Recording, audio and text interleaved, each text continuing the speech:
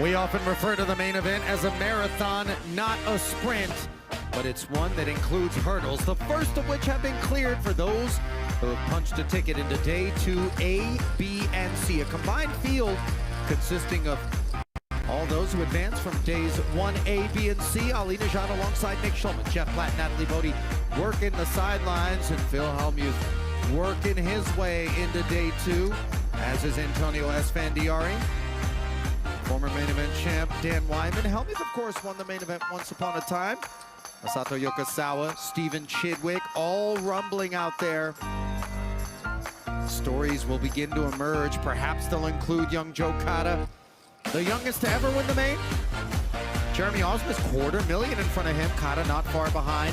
Esfandiari, by the way, we observed him down to nothing, and here he is at 165,000. Plenty of luminaries in the room, and we've wrangled 3 feature tables worth of them, including Mike the Mouth Mataso, Scott Seaver, and Mike Mizrachi, the last of whom is already in the hall. The other 2 lobbying to get in there this year, Nick. And as we get set to get this day 2 underway with Nick Rigby, a main event legend, all in with 13,500, taking the best of it. I want to check on your day 1 to day 2 transition, as this one appears to be all sewn up by the ace-queen. You played day 1D? I did. And? I finished with 30. I came with only about an hour left to go. And as we see Rigby with a stranglehold on this one. Oh, hang on. The grip has been slightly loosened here. Let's just take a moment. Only 3 of 4 jacks are available. Yeah, you need to visualize a winning card, not visualizing losing. 3 diamonds? 3 diamonds. I was thinking 3 diamonds as well. Seaver offering advice. It was a paint, but Too late. I was like her that grows. Not the useful type. Rigby's back. The Yinzer. Of course, this is how we refer to people from Pittsburgh, Pennsylvania. A proud native is Rigby, the man who coined the term the diaper in reference to deuce 3. And I love that we got him at the feature, Nick, because you and I both know if he's dealt the deuce 3, he's going to play it. He might slide it occasionally, but he has definitely gone with that strategy before. I'm going to take the don't for the 38-year-old. Fair enough. Professional poker player who's been holding cards in his hands since he was 15. 679,000 in career earnings for him. 9 cashes at the World Series. Best main event finish for the Big Rig, 52nd back in 2021. There's Seaver. He knows how to finish. 7 bracelets in his cabinet. See queens for Wu. Ace King right next door. Yeah, the fuse has been lit. Almasi, 21-7 with the blind starting here at 600, 1,200. Not really feeling as though he wants to play this one post. Just takes it all the way up. And Wu, of course, once it's back over, will not be stepping aside. Seaver's 5s, shriveling appropriately. Back-to-back all-in calls, by the way, here. Sort of normal for a day 2, Nick, with the shorter stacks, looking to make moves. Sure. El Clasico keeps the queens in front on the flop.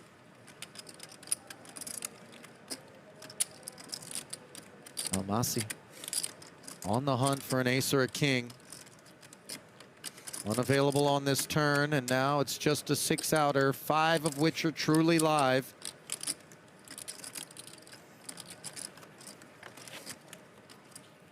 And the jack. Good luck, everybody. Sealing the fate of Michelle Almasi, a 39-year-old who lives in Massachusetts by way of Lebanon. Auto mechanic shop owner and real estate agent. And he's tuned right out. Good game. Almasi. Nice pickup for Wu to start the day. Rich Wu, by the way, 42-year-old from Irvine, California, originally from New York. 82,000 plus in career tournament earnings for the father of 4. Field heading toward 9,000 players. A lot of people looking to breach that 10K mark. Options to register across the first 2 levels on day 2. That includes tomorrow on day 2D. Players to watch out there include Helmuth Mizraki and a name that we didn't really know much about before. We covered him on day 1, Jordan Baptiste, who was truly the star of that Jamie Gold feature table.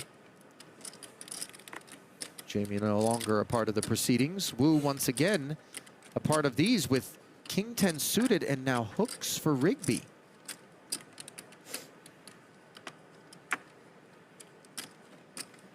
$25.5 bigs for the big rig. Debating whether to 3-bet or just go all in.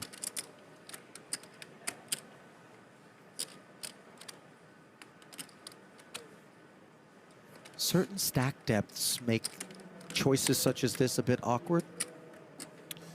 Yeah, this is right on that cusp. He does just go for jam, which I prefer off Really this want to make it depth. 3 hands, huh, in a row. Wu's holding not durable enough as the big rig drops a little more diesel in his tank. And we drop a shout out on his girlfriend, Melinda, who's out there watching. I'm sure proud of her, man. But Scott Seaver, very much the man. Let's listen in on some of his thoughts. One of the most important, but also one of the weakest personality traits for a top poker player is arrogance. There's no chance that's aces. That would Impossible. be no chance. Show. There's how can you do that? To really survive in this game, you have to have the utmost confidence in yourself at all times. The worst thing a poker player can ever be is too arrogant incorrectly. Great game. Congratulations. Thanks, Al. Appreciate it. To really compete and succeed at the true highest of levels of this game, you both have to be unwaveringly certain in your beliefs. Oh, did you see that little hard card flip? And also have those beliefs be mostly correct. This 10 is a little bit of a fright. It's a very narrow path to walk.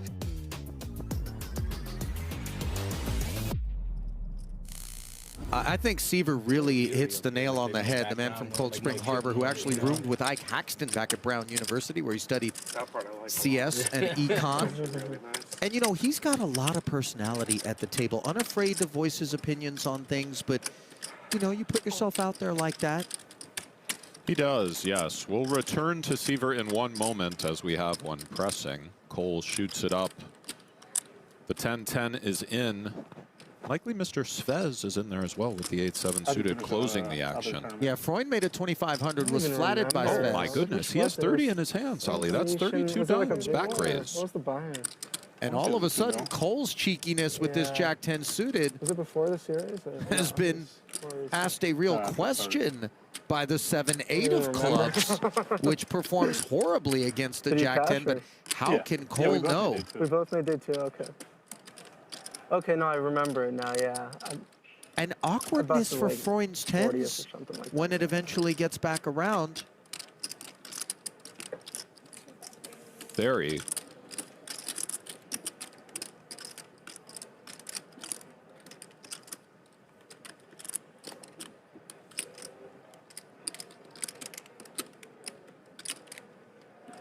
Svez really claiming that he just called the open with something like ace-king or 2 queens, which is possible at this depth. They're quite deep. It isn't an impossible sell. All in. Oh, 10-10 finds it. Beautiful. That takes quite a bit more moxie than you might think. We can see there's 7-8 of clubs nestled beneath the 32,000. Freund most definitely cannot. You're absolutely right, Ali. Let us see a flop. Excellent You can say result the same about there yourself, though. Yeah, that's true. for Ohad Freund, I was thinking that about myself. the 52-year-old from Mishmeret, Israel. Econ major from Sometimes Tel it's a Aviv lot rougher University to and look at real estate words. investor by trade, making a good investment in those 2 10s. Well, always time well invested is that which we dedicate to Lon McCarron and Norman Chad. Another edition of Inside the World Series of Poker. Welcome back to Inside the World Series of Poker. I'm Lon McCarron alongside Norman Chad. Great to be with you all. Finally, we have moved on to day 2 of the main event, Norman. Day 2 in many ways, the 5th day 1. Yeah, there is that. Today's big field is filled mostly with the survivors of the first 3 day 1 flights, almost 3,400 of them. Norman, let's start the day with your most interesting player in the world today. He is listed in the chip counts as Leland Postal, his given name, but he is renowned in the entertainment world as Mike Post, 5-time Grammy Award winner, produced albums by Van Halen, Kenny Rogers, and Dolly Parton. Every few days of his life, he writes theme music for TV shows, among them The Rockford Files, The White Shadow, Law and Order, The A-Team, Hill Street Blues, LA Law, NYPD Blue, Quantum Leap, Magnum P.I. Oh, and the 81-year-old composer also loves playing poker. Wow. Who do you got today, Lon? Heather Alcorn, a fixture in the dealer box for years and once named WSOP Dealer of the Year. She has transitioned to being a part-time player and brought a nice stack into day 2, but more importantly, she's still looking to make the game a better experience for all by training dealers in many parts of the world. She owns and teaches at Poker Life Dealer Academy here in Las Vegas. She's also a realtor, an investor, and mom of 2 sons, Taylor in university now, and Drew, who's taller than me, serving in the U.S. Air Force. Good luck to Heather. You know, I've never won a single pot when she has dealt to me. Well, she is known for dealing final tables, so...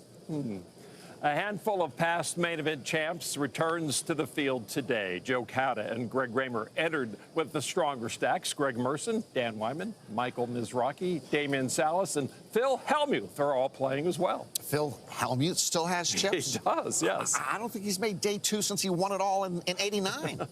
And finally, an Inside the World Series of Poker staple, the Norman Chad Lucky Starburst Club. Who joins the club today, sir? Well, day 2s are the last day you can receive a Lucky Starburst, and you can't have a big stack, so we can prove that the Starburst brings luck. Today's blessed soul, Katie Lindsay, who transitioned from poker agent to poker player after Black Friday. She also transitioned from Chris Moorman's wife to Chris Moorman's ex-wife. You know, there was a time we didn't allow ex-wives in the Lucky Starburst Club. Katie has 2 World Series circuit rings, and she final tabled the mini main event last year. All right, terrific. That's all we've got for now on Inside the World Series of Poker, except, of course, for another movie poster on the way out. Shout out Matt Powers. Let's see it. Okay. Why do you always get to be De Niro? You talking to me? Huh? I don't make the rules. Enjoy day 2. You talking to me?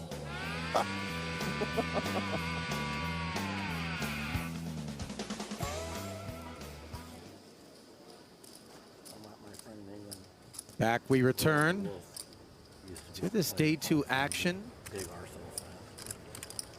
Hello, sir. The mouth. A little more gravity, a little more weight in the room on a day 2, Nick?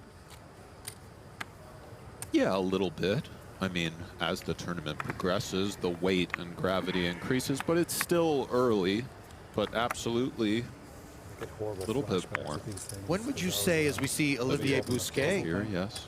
old school legend, is the moment we begin to all of a sudden entertain the idea that maybe, just maybe, are we talking day 5 and things like this? I don't know, Ali. It's subjective, but sub 500 players. Certainly when you can see every table in the room, you start thinking about it. Great point. Olivier Bousquet has been thinking about the game for a long time. 9 million plus in career earnings for him. A heads-up specialist online for years and years. Taking this 7-8 of hearts into battle. Are they filming now or not? Yeah, most of the, so it's on a 90-minute lay. Hassenberger with the hard 6. Wants to roll the dice. King Jack now for Matthew Donovan, who we got a glimpse at Is it just him or is there someone else? on one of our earlier features on day 1. Oh, 9,500. And aggressive procedures on display out of Mr. Donovan. 9,500, all of a sudden, things getting very uncomfortable for 8 high. 70 big blinds, though. Surgery. He says, A pretty fun hand to peel with. I just want to see We where the don't poker really table's at. think So I Hassenberger can't really see over there. comes over the top after just flatting the small blind very often. Oh, no drive. Olivier agrees with you, though. He's gone. Actually, fuck. It's pretty good. Does Hassenberger want to peel the crabs? I literally was at a party. I was at a party, the 4th of July party. We're not sponsored by Uber. Frank Cassell. Cost him another $7,400 to do so, and he's not interested. O'clock at night. As Matthew Donovan with a little birthday present. Today is his actual birthday, born in 1988. And I'm just like, The New York native who went to Colgate University, manages a portfolio and manages to take that pot through a touch of aggression there. $26 less. Happy birthday, Donovan. I was told it was, so I just literally downloaded it. There's a peek at Olivier Bousquet's best main event finish back in 2008. A top 250 run for Olivier. People drive here for both of them. Sure, we'll be back. 7,500. Great poker mind. See what's going on outer table C. First Ollie. visit over to this crew, which includes reigning main event champ Mike Mizrachi, 10 M's in the back pocket. Won a bracelet in the 10K PLO already this summer, and of course won that PPC last year. Okay. To get him straight into the Hall of Fame. It didn't take me long to get in trouble, did it? Not Really involved in went this. wire to wire in the PLO this year. It was Places. truly something. Musson with truly nothing. And yet, 18.5 has been deposited. Top 2. Love this just call from Queen. Alexander Queen, 3.6 million in career tournament earnings for the pro. He's not keen to lose his man, and he finds sevens full on the turn. Musson drawn dead. Very ambitious turn play there. Flop, rather, but agreed, Ali. Oh, yeah, forgive me. Finds a king on the end. I'm not sure once that big raise on the flop was called, he's going to have designs on pride. I'm not sure exactly what the line prior was. 2,500 from Musson, 3-bet from Queen to 9. Musson called to 6,500, and then you saw that follow-through being asked questions by Musson. Check, check on the turn. Now It Queen. looks like he's just going for it all. Just about. Stack to pot ratio of nearly 1, and he backs up the truck. King Queen doesn't make a further meal of things, but does dish out a good number of chips You're going to need some change. to Mr. Queen. Somebody with a lot of chips. 61 cashes at the World Series of Poker for him, and 6 final tables, but yet to win a bracelet. Alexander Queen. What a sweet one this would be. This is an earlier exchange, by the way, between Musson and Grinder, prior to them being appointed to the feature. Looks like Musson's been doing a little dancing. Oh, Grinder's taking a little picture of the hand for the boys. Yeah, that's not what you want to see if you're Musson there.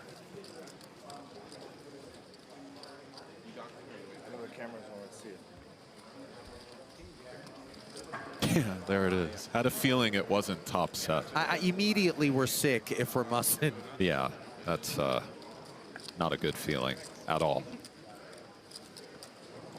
6-4 offsuit, AKA air. No point lying against him. That's the thing about the Grinder. Sometimes you think you're going to drag him into the mud, and yet dirtier areas can be explored by Mizrachi. You're going to do that a lot. Yeah. That's true, Ali. Only when it's your blind. 2.6 to go from the Grinder. Right on cue. Here comes Musson. Queen Jack suited, a reasonable one to flat, especially against the adventurous Grinder. Nice.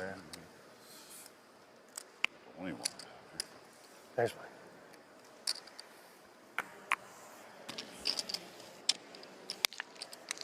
You throw me a 5? No other passengers as we book the table for 2. Thank you.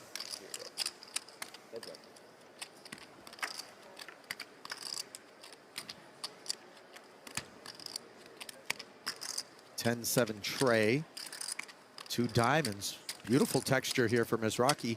With that ace of diamonds for dessert, out comes the C-bet of 35. No. 2,000. Sir, you can't do that. You can't change your bet. This is the bad one. Pretty good. Ace 10. This is a serious table. You guys are trying to win. He keeps him guessing, Ali. He shows bluffs. He shows value. We see the outer table. He truly shows us a little of everything, does the grinder. As we show you a look at some of the outer tables in the room. What do we find out there? Oh, young Sean Perry. He's got the kind of optic protecting glasses on that a lot of players are wearing nowadays. Yeah. I have a hard time reading the suits with those glasses, but I've heard they're good for your brain and whatnot. Chino's here. Little blue light filter. Looks like Reem has filtered some stacks into his own. 191 in front of Chino. There's Chris Brewer, who perhaps wins honors for greatest muck of the summer. In my eyes, the honors are official. Let's listen in to some of Brewer's thoughts.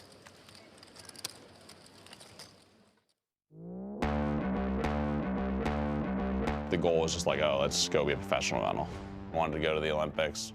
Then there was a gap between very good and Olympics that I wasn't going to be able to cover. I started playing some poker, basically figured out I was pretty good at that pretty quickly. And when I graduated, became a poker player. I tried quitting poker for a little bit in 2022. I moved out to New York and took a real job for about 6 months. Really was not for me. Finding out that I didn't want to do other things made handling bad things in poker easier. I tried something else and came back. I was like more grateful. I was like, well, I do know I want this. I would take a deep run in the main event over like anything else. It's an experience that's like one of a kind.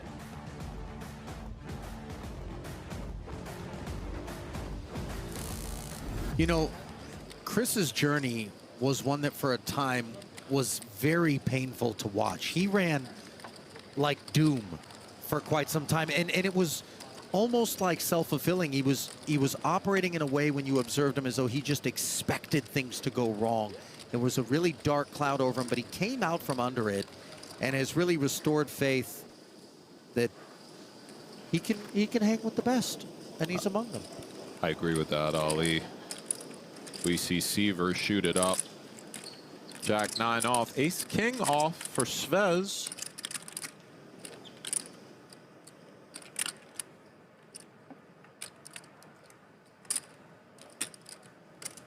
Raise 8,000. Elevator up, as to be expected, even further than Seaver ventured. His 2.4 becomes 8,700.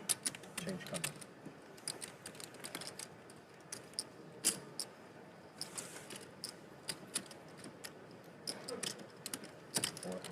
Button is correct. No further discussion as Seaver sends it over to the 64-year-old Frenchman. 2.9 million in career tournament earnings for him, by the way. 8 cashes. Scotty really is a genius. I just wanted to kind of, as you were asking about him a little bit, I've learned so much from playing cash with Scott over the years. He has little wrinkles in all of the different games, being a mixed game player. And one thing with Scott that certain players have is just a sort of unique lens with which he views the game. He'll do some very unorthodox things at times. And I just love players like that. You can always learn and sort of grab new ideas when a guy who's very smart and great does something that on the surface might seem sort of bizarre, as we see ace king suited for Cole. But then when you talk to them about it later, there's always ideas.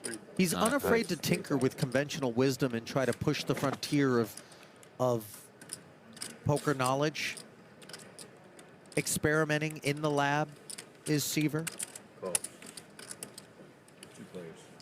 Here he is in the big. Ace-9, dominated. Check.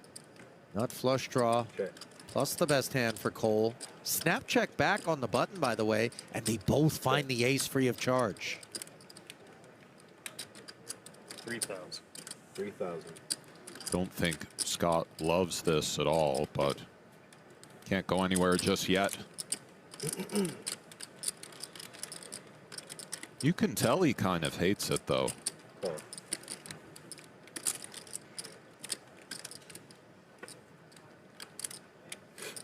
Check.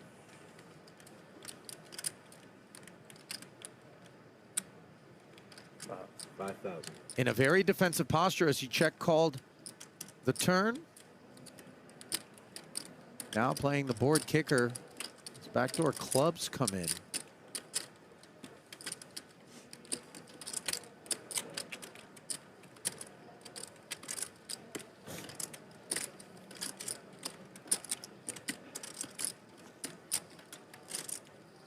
Can you sniff it out, Ali? Pretty hard versus 40% pot.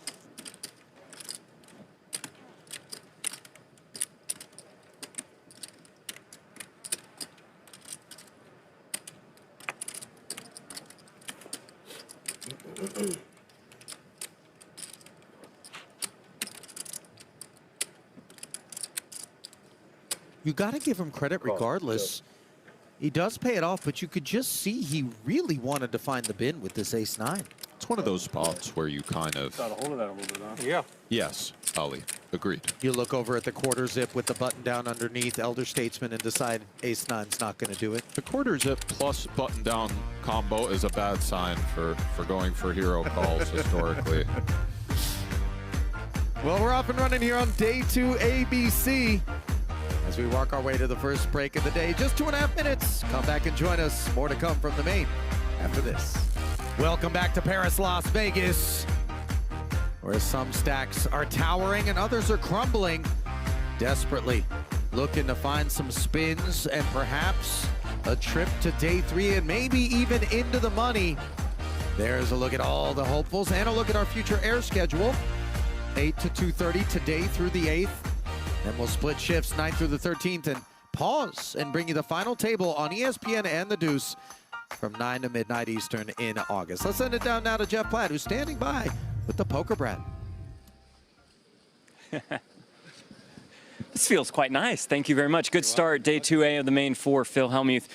We'll forget about that for now. What advice do you share with your sons as they approach their day 2s? Yeah, you know, I mean, Nick folded ace-king before the flop, actually, which I don't think many people in this tournament. He limped under the gun, a little trick I taught him. It went raise, big re-raise. He's like, man, I folded it. Then he had ace-king, and he hit a king, and a straight on the flush hit. He had to fold that. Then right before the break, he had ace-3, and it came ace-10-4. He let out from the big blind. The 10 came, and his opponent had a 10. He probably could have saved some money there. But look, you know, I mean, Nick is very skilled at, you know, this war of attrition. So his chances, so it's just a matter, he's giving himself a lot of room, a lot of runway, and then what happens is boom, boom, boom, sometimes you just hit a bunch of hands. So my advice to the kids, especially over this last break, is it's a war of attrition. Hang in there. 45,000 is still 40 bigs, and, you know, wait for your moment. We'll send you back to the action so you don't miss a hand. We'll take that runway now. Everybody loves Chef Platt. Thank you. Way too kind. Thank you. And a round of applause from 2 people on the rail. Thank you. Thank you, Phil. Okay, let's go ahead and go to Nick. Thank you. Thank you, guys. A little unsolicited glaze there for the platypus from Hellmuth as he got a look at Junior. Nick. One in progress here. Receiver has applied the third scoop with 9s to a Rigby open. Sandberg awakens to aces. And we'll see if Scott is keen on peeling this ensuing 4-bet. They're very deep. The payoff of hitting a 9 could be astronomical. Downside is we sort of just know we're beat most of the time. Sometimes it's ace-king. Rigby's holding. Severely lacking in durability.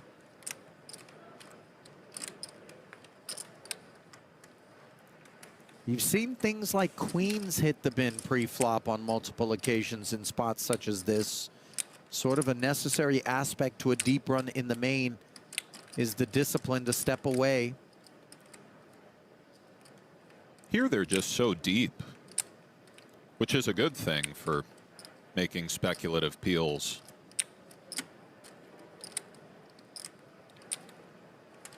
Seaver, one of those players, Nick, who's so talented that eyes wide open, he could do something like assign the big pair to his opponent and then navigate the board and its development in a way to target precisely that sort of holding. Well, he's in there, Ali. You got it 214. Okay, thanks.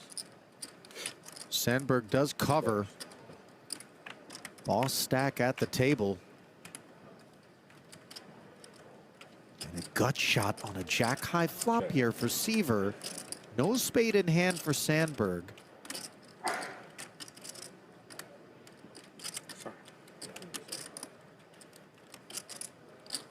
What is our preference with aces so deep? Looking up at these three, as we see Sandberg checking. I quite like the check back, and Sandberg loves that 7, as it minimizes the amount of sets Scott can have. We could see Scott 3-betting the initial open from Rigby with 7s, 8s, or jacks. Probably not 9-10 suited, but nonetheless, Scott kind of has a stranglehold on the nutty hands on this board.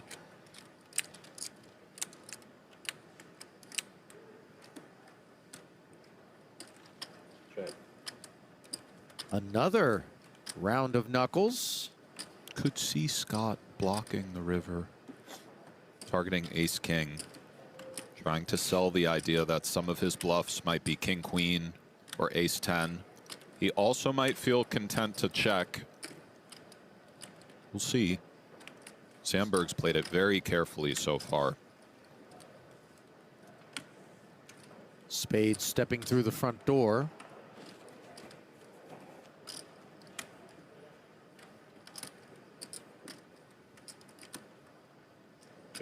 Well, Scott looked for a moment like he was prepared to fire. Instead, a third and final check from him. Is a barrel obligatory with our aces here? I think it is, Ali. 9s, 10s are possible for Scott. Even something like queens.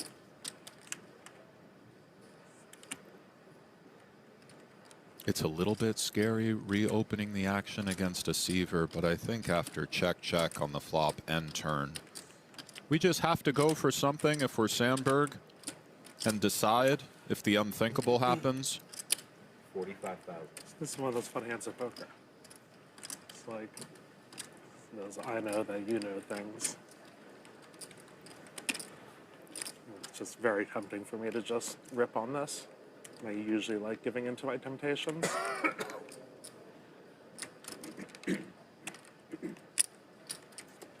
It's usually a pretty good idea for me to do the things I want to do.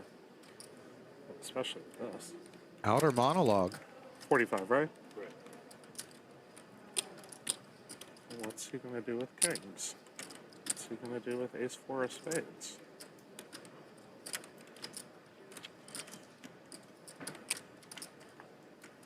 Very tempting. Do I have the discipline? I don't know. Don't know. It's very unclear if I do.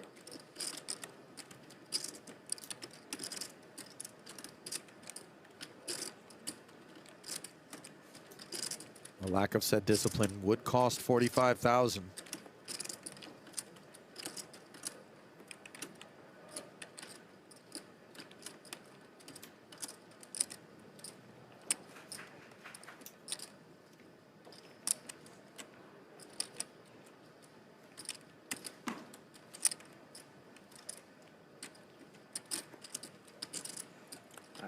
Let him live.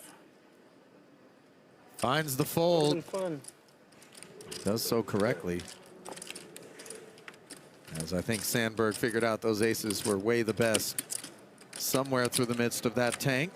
Evan Sandberg, be exact, 33-year-old from San Francisco, California originally, now lives in Vegas as a professional poker player. $2.5 million in career tournament earnings for him as he got the Seaver experience there.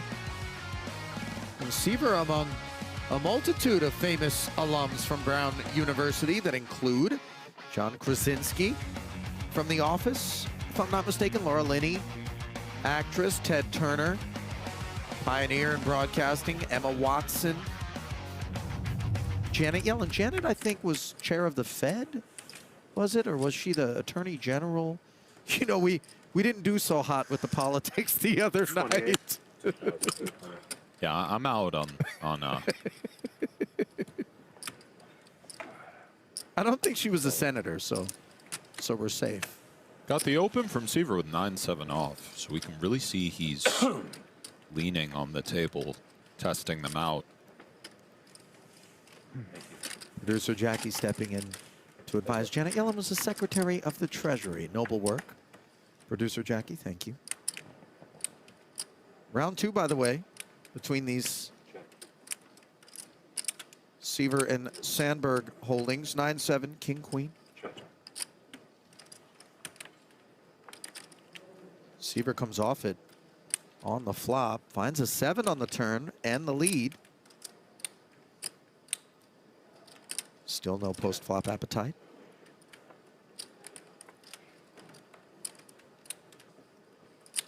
No pair, content to try to hunt showdown.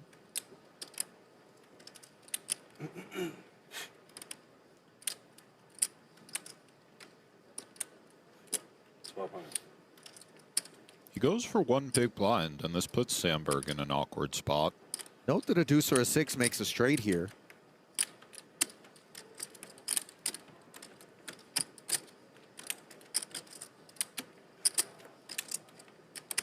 Seven. Lovely from Scott, the little block. Given their positions, you really are targeting the exact hand that Sandberg had, King, Queen, or King, Jack. And you saw Evan kind of roll his eyes a little bit. We always feel amused. And you also regret not 3-betting pre when you see the 9-7 off. 1300, I fold. I was worried about that. I knew it had to be an even number. All likely associated with the visual, as only 5,683 players are still associated with this main event. Late registration, of course, still open. Day 2D, first 2 levels, an option. What's happening here? That is the nuts, sir. Esfandiari has been shown the nuts, and apparently by a stack that covers his. You just flashed that he had 150 or so, right? So that might have been good game, sir.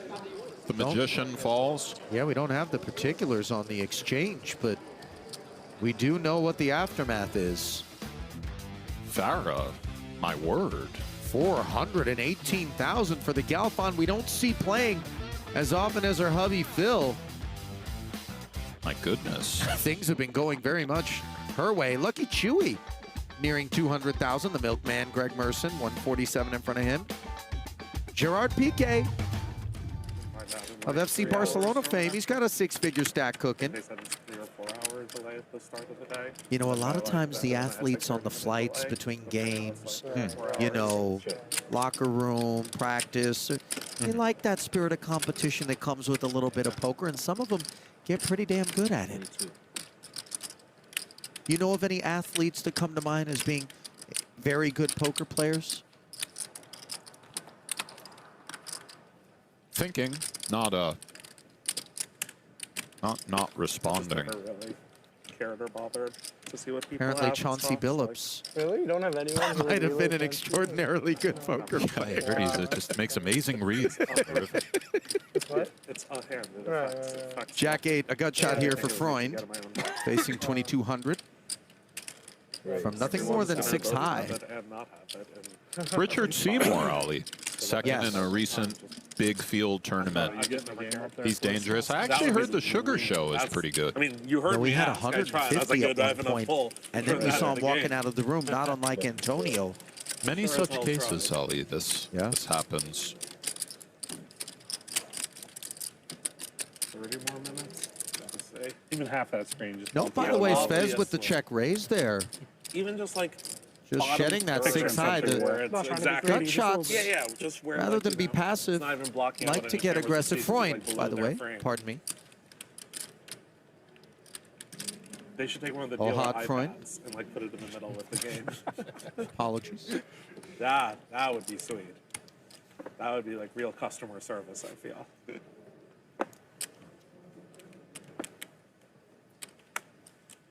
Maybe if Martin asked.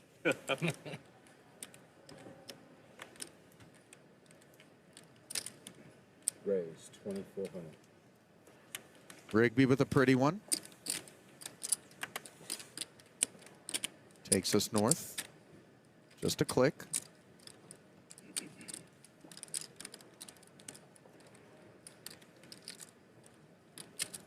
And guess who? Mr. Wu. Jack 8 of spades. Playing it as a flat. Notable VPIP levels out of Rich Wu, by the way. Attorney by trade.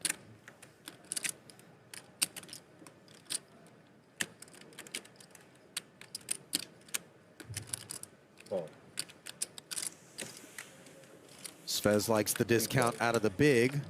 Unfortunately, he's third place in terms of the Jack X rankings.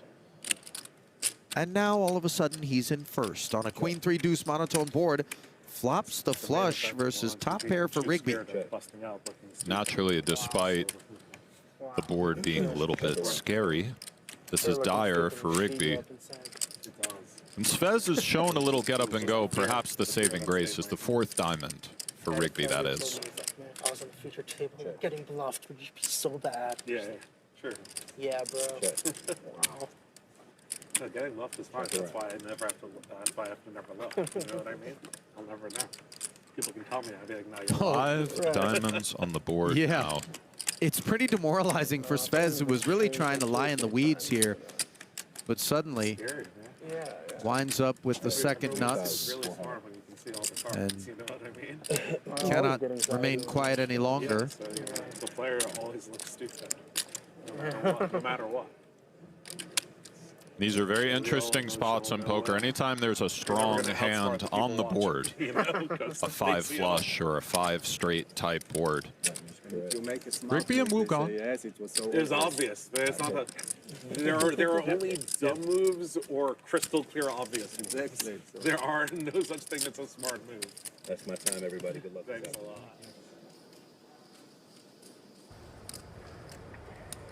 Flipping back over to the mouth. Zuck hunting. Yeah. Call. Bousquet, the party starter with the suited wheel ace. It's an icy looking watch from Mr. Ross. Didn't clock it. Well, it's a feature table, but no one's patched up. Call. Campero. Yeah. Closing in the big.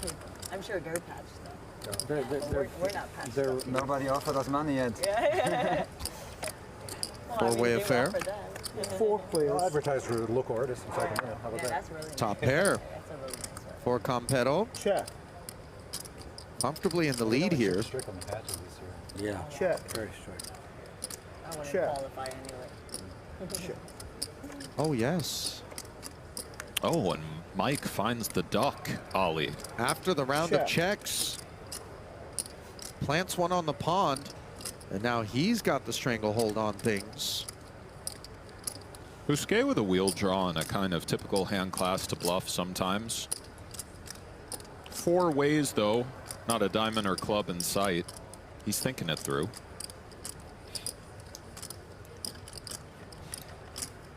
It's like he is reaching, Ali. We'll see how the mouth wants to play it. Bet. 4,200.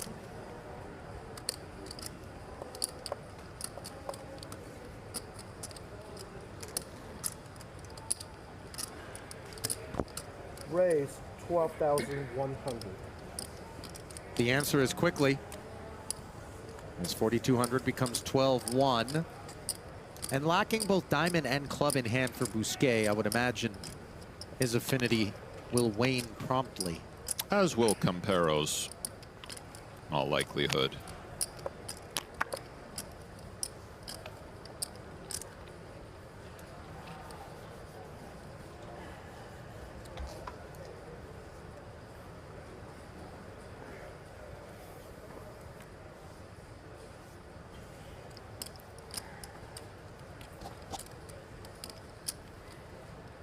I was like, what monster is that over there?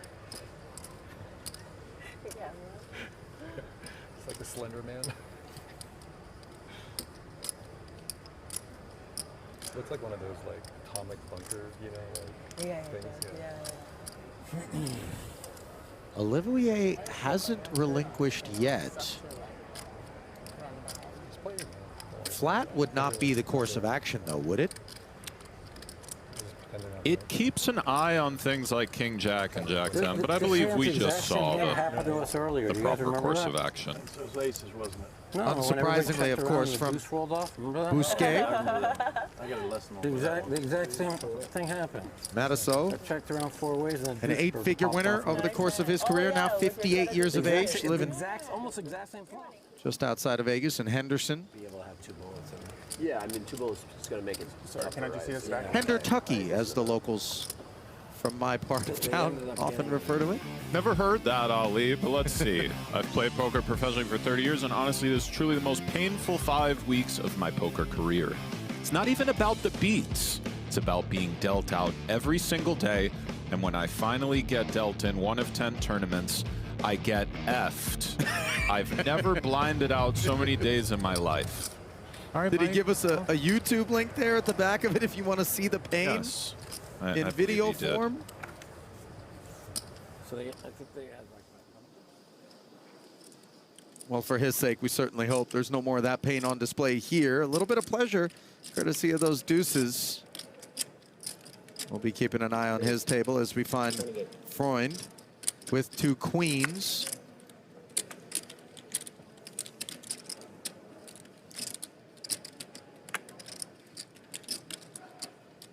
Ace-10 suited here for Cole.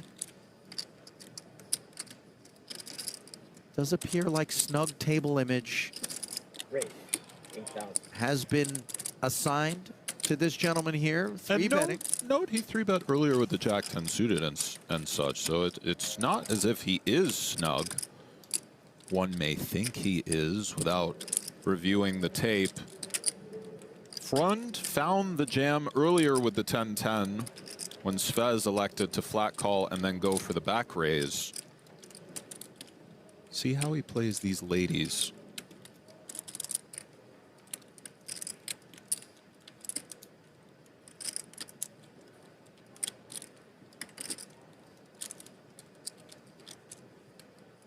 It's like he's going for a 4-bet.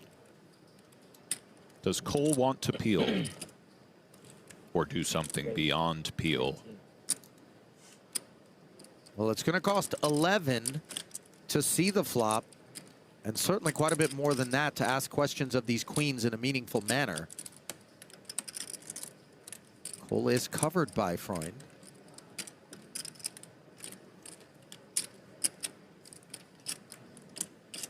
And he's all done.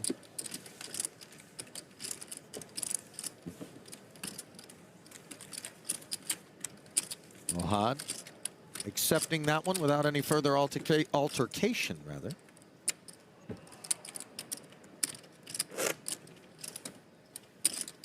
A fan of skiing and jigsaw puzzles.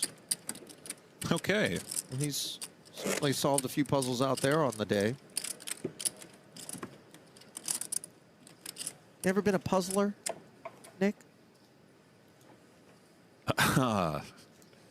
No, not particularly, no. I have participated in the attempted solving of a puzzle before, but There's some people that are super serious about it. You know what? I once saw one of these like 3,000 piece jigsaw puzzles where it was just a black, just a black rectangle. I see. This would seem to be something more fitting of a gulag or a labor camp. Well, perhaps Ohad has ventured that way. This is just why? Would we do this to ourselves? Will solves the puzzle. 10-8 suited for Rigby in the small. 20 bigs goes for limp. Likely Seaver putting him in. This is very much a 20 big blind kind of hand. Seaver actually goes for the just ISO type raise, maybe trying to induce a back jam from Rigby.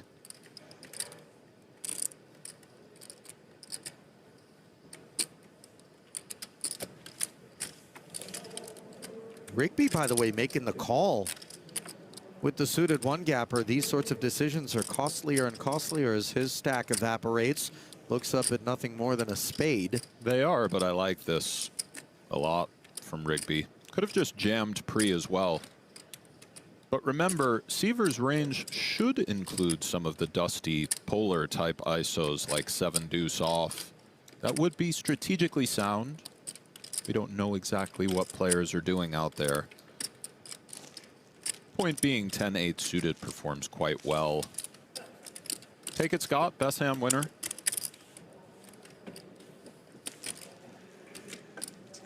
Unlikely to be the last time that we mutter those words on the day, as Seaver likes to play pots, and when he does, tends to play them pretty damn well. We'll step aside from Scott and co. Flipping it back over to Bousquet. Ace-king suited here with raise and 3-bet in front of him. Campero's ace-queen has itself a problem, and Donovan's an even greater one before it. I doubt it. 73,000 in front of him. We won't be able to see the USA match up here. I just realized that. All right. That really sucks. What size do you like here, Ollie? Damn it, there's no TVs. Let's say Najad is in Bousquet's seat. What are we going for? Does it feel like maybe something? 15,000. This is less than I would have come with, I confess, but I'm a guy that's a little too scared to price people in a spot with a hand like this. I confess, I want something more forceful than 15. But in position, Bousquet, a sound operator, unafraid to have to navigate post. Are you surprised by his choice at 15?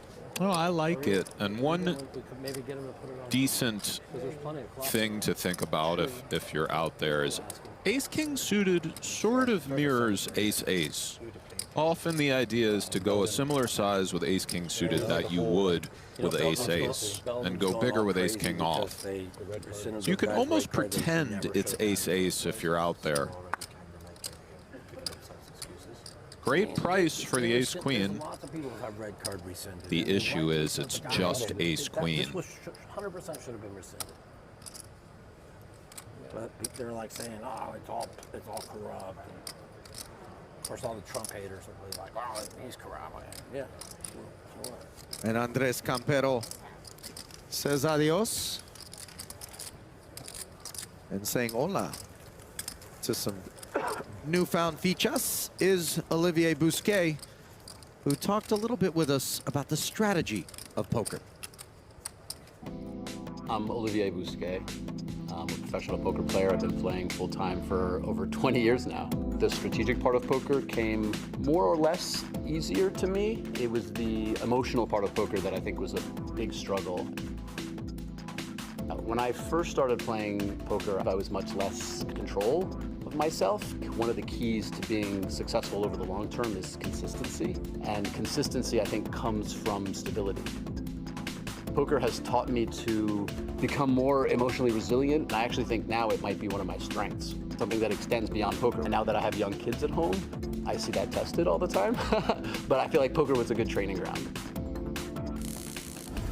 No, I caught up with Olivier prior to him punching a ticket into day 2 and really seemed at peace. And part of any young player's journey into becoming a true professional in poker is finding the ability to regulate emotion. And people these days make it look very, very easy, but it's a struggle, Nick. And one I would imagine at some point you've dealt with as well. I haven't figured it out. And I don't see myself doing it, but you remember those days. Certainly, Ali. In fact, I'm still living those days at times. Free bet from the grinder. You mean here in the booth? Don't worry about it. Well, in the booth, certainly I have struggled with regulating my emotions, but you can blame me. It's okay. King Queen offsuit to blame for this 6,500 from Ms. Rocky. Riesenberg. But you don't know what I have. Mining. Note this gentleman on the rail, the hustler hat. That's good for me. That's good for me. Yeah, it is all true. No lies detected. Let me see if I have a queen in my hand.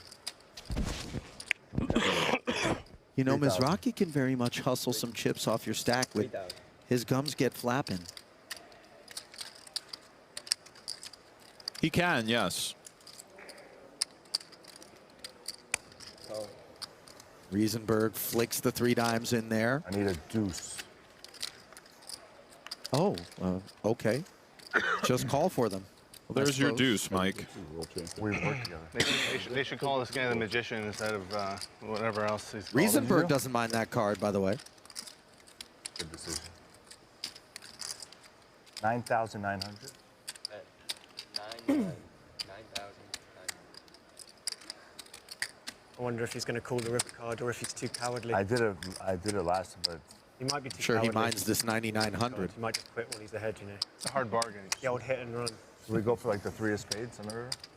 Well, I was going for the 6. Okay, I take it all back.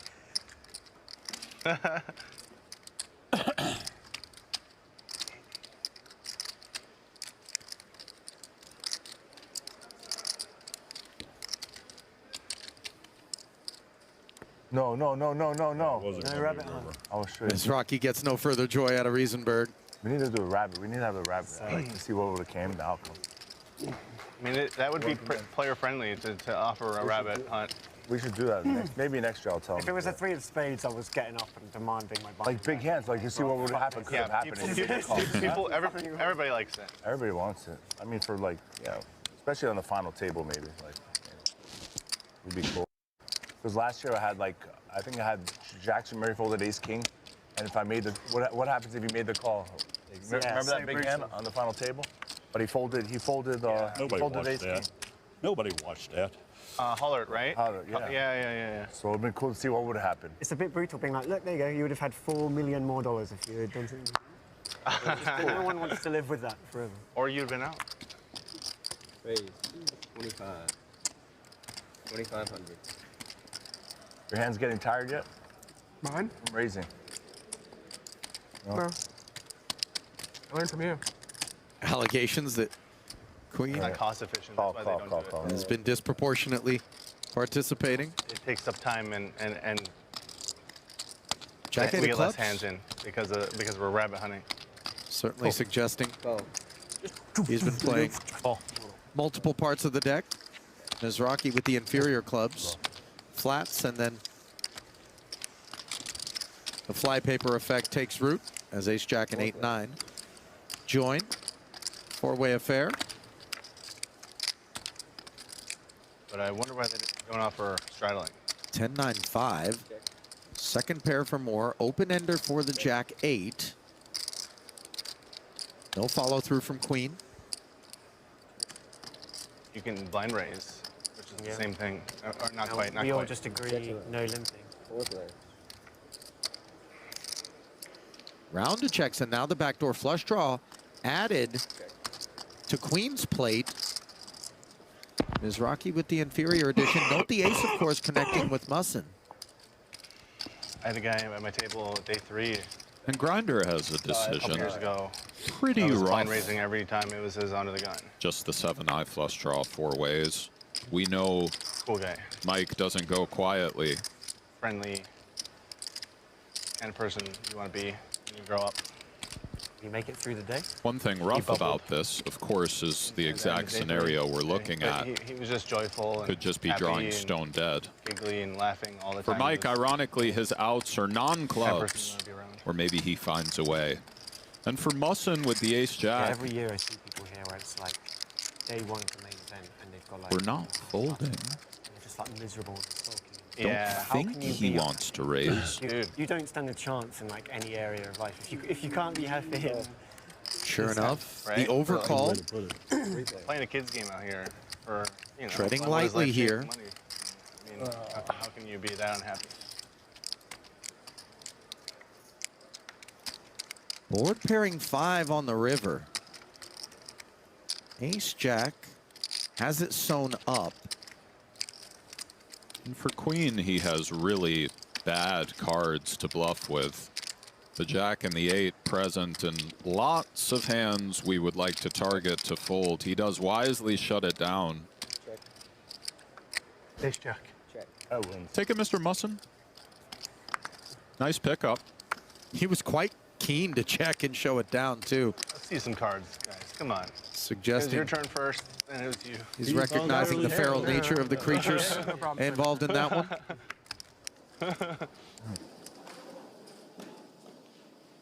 Flipping it back over to our B feature. Being told Olivier Bousquet Down a playable hand. Wow. has found an ace-queen. There it I is. don't even know what to do with playable hands. When you get dealt out all summer. I was telling somebody that earlier. I'm like, what do I do if I even start making hands? Like, how do I even play them? I haven't gotten dealt any for 5 weeks. 2,700 to go. Now 2 10s for Hassenberger. Oh. Happy to just defend from the big. Heads up. Oh, and even happier to look up at a 10 high flop. Note Bousquet has that ace of spades in focus here to go with the 2 overs, 7,200 in the middle.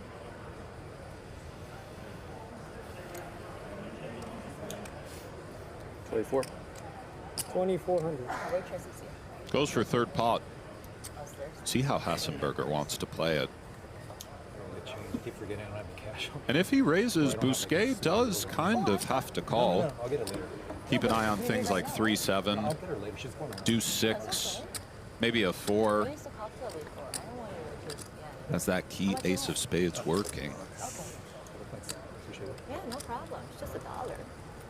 Venmo you with interest. Or if you do well in Maine, then I will take interest. Oh yeah, 1,000% Yeah, interest. those are the lucky dollars. Every day. If Olivier somehow finds the fold button, it would be pretty inspired. Spotted me $12. Well, he's certainly being given the option to find it here and now, as Hassenberger not going to lie in the weeds. Announcements being made promptly. By top set. I bought him his birthday dinner. He better be joking. It's kind of a running joke.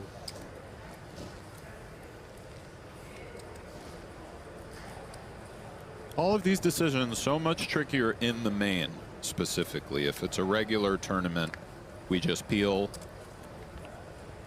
try to keep gut shots and stuff like this honest. Maybe hit a spade. Here it's a little trickier, but he is calling, which to me he has to. Yes, Ali. Can we even add another wrinkle to it by being on a feature table as opposed to an outer? Disaster for Olivier. That's a wrinkle, certainly, but whether on the feature or an outer table, ace of spades queen is meant to bet call. Brutal turn for Bousquet. Check would be kind of nasty from Hassenberger. I cocktailed at MGM Grand before. That place is so big, man. My feet used to, before my injury, I couldn't even walk through there. One risk would be that Olivier employs some pot control at checks back. Betting is understandable. He's eyeing his chips, Holly. You have to wear heels. I couldn't walk through there before my injury, let alone after. That place is so big. Yeah. It's the first place I played poker when I was 21. Giving off apprehensive vibes. Did you ever have to serve drinks to people you play against? But unconcerned. One nice thing about check is I think a lot of the straight draws, things like 6-8, would check. So it's nice to have some value No, but I've been playing when you since check. 09. Having said that, Hassenberger can have Asians 3 on deuce defending the big. 40, they look like they're 20. I hope so. I'll He's be thinking 40 it in through. 3 years. And he's In reaching. 1989. They do. My mom looks like she's 45. It looks like he's going for pot, essentially. I don't drink and I don't. This is pretty sick if you're in Bousquet's seat. Very much so. 24,600, just a skosh north of full pot. Sun ages you. I'm not into sun much. Yeah, but we also have little melanin we can take. And it isn't just this decision, but the one that we imagine will be facing on the river that Bousquet is going to be chewing on as we come back to one in progress here. Seaver and Berger both have a 9. Advantage Seaver, though, has got a 7 with his for top 2. Road traveled was Seaver 2,400. Multiple callers pre-flop. On the flop, Seaver did not fire. Berger instead was the man who brought 7,000. Seaver made it 22 with a check raise. Berger then made the call, and now another 20,000. Huge pot here. A 10, the highest card among them. For a moment, I thought Scott got counterfeited, but 9s and 7s, of course, still good. And a very difficult river for Berger to navigate. He made the turn call look not at all difficult, just given the pace with which he delivered. And now a near 100K in the middle. Check. Check. Sure, Berger will be content to do the same. Ali, he's reaching for value. 9s and 4s with a 10. 25,000. This will be getting somewhat snapped. Yeah, 25 is quarter pot territory here. Huge pickup for Seaver coming. We think. He's definitely afraid of something like Jack-Jack, but Berger was a flat caller pre, though, with Sandberg having flatted Seaver's open between them.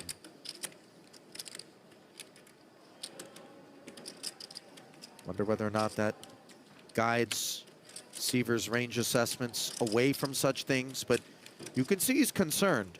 He might be toying with all-in, Scott, or a big raise, but in all likelihood, he'll call and see the wonderful news.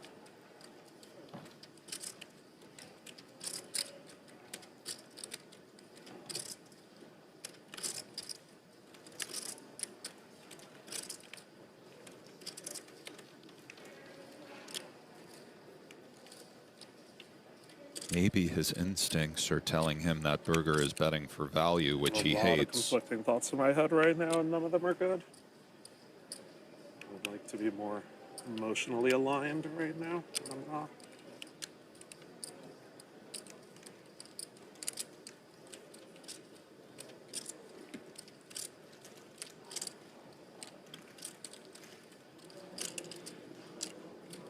Scott, with his limit background, not a big folder. Be shocked if he folded getting 5-1. Sorry, guys, I'm going to take a second on this one. But again, he might really feel Berger is not bluffing, and he's not. He's going very thin. Wouldn't fault Berger for thinking his hand could be good now. Not a good feeling.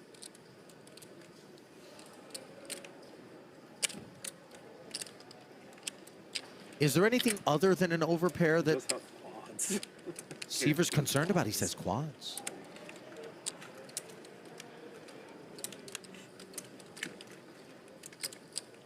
We're not betting any of those. Oh, this is bad. Best laid plans of mice and men.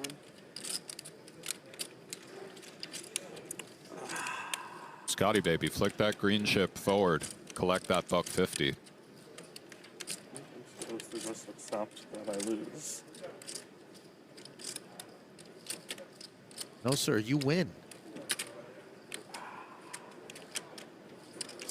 But you got to drop a quarter in the machine. Sometimes in these spots, too, we don't know the history today between Seaver and Berger, rather. Maybe he's seen some things that really scare him. And he'll see the good news, Ollie. You're good. Oh, Berger just says you're good, which is kind of wild. Maybe Scott said he had 9s and 7s, but that's a wild thing to say.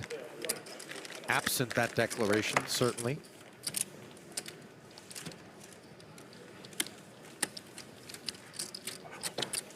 $27.5 million in career live tournament earnings are not achieved by virtue of bad decisions as Scott arrives on the right one there. Can't fault Bousquet, though, for making a call here with his ace-queen.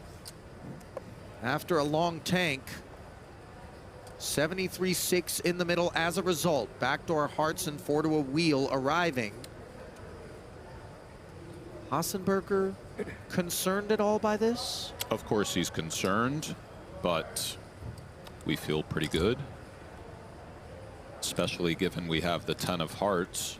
These spots are interesting. 2/3 pot to play. 3 10s are certainly worth that. Maybe you could make arguments that Olivier often has 1 pair and we have a wheel so often, relatively speaking, given we defended the big, that we can go for a small kind of size. Not sure. But just all in for value, I think, is possible in theory. But again, there's this inherent, we're in the main and we only have 1 go of it hovering over the tournament that sort of dictates some of the things players go for. He does go for the jam.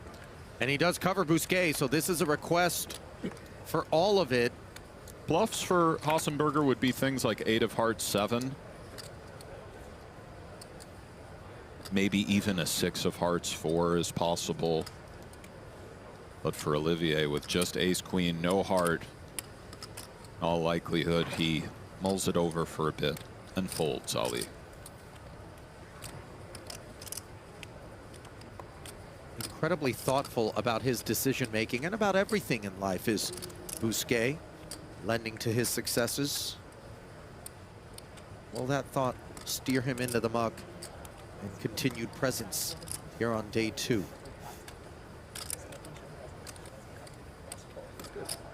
Normally, yeah.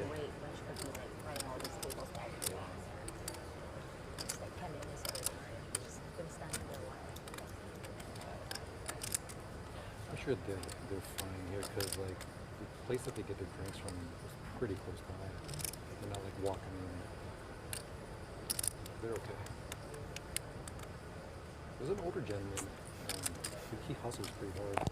I forget his name. Like he wears glasses, whiter hair. He's like every day he's hustling as a server. Just doing a great job.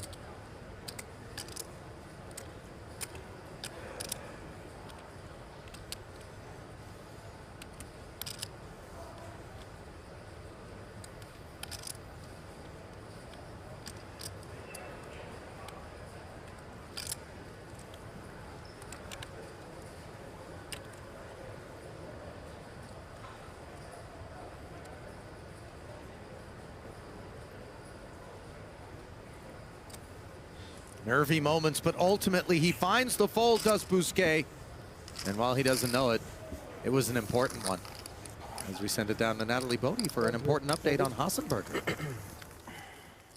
Philipp Hassenberger flew here all the way from Austria to come out and play in his first ever main event. He told me it's been on his bucket list forever, so I asked, why this summer? Why was this the year that it all came together? He shared with me that he and his wife, Manuela, are expecting, and they will be welcoming a baby girl in October. So he thought this could be the last time for a while that he could potentially make this trip. He said so far it's lived up to expectation, but he doesn't want to expect too much. He just wants to have some fun and see how far his game can take him. Thanks, Natalie. A 32-year-old from Graz, Austria. Studied math, psychology, and philosophy in school. Strikes me as pretty much perfect to transfer itself into a man choosing to be a professional poker player in terms of field of study.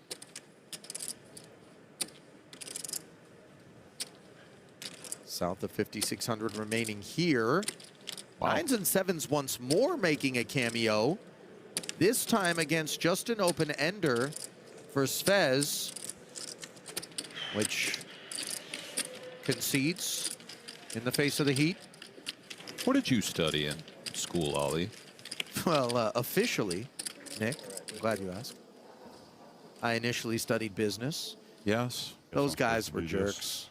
Amazing So then I how pivoted. triggering it was when you said, "I'm glad you asked." Yeah. Then I went to economics. Uh-huh. A lot of people used to jump off the top of the economics building at Cal, so I was like, maybe this isn't it. Then I studied, Okay. I guess you could say Greek studies, just because I kind of just hung out at the frat. 10-9 off here from the grinder. Okay, yeah, just, I mean, it's I not came back fair and did to you, legal I asked, studies. but, You know, do you have an answer, or? Yeah, I studied all those three things. Did you get a degree in anything? No. Okay, all right, got it. That's fine. I was just curious. I didn't really glean anything from that. I mean, neither of us have got diplomas on the wall. Let's be frank. Queen Jack off for Lapka. He's gone. And yet the universe brought us together. Yeah, it sure did. Ace-5 of spades, bringing together a call on the button here from Riesenberg.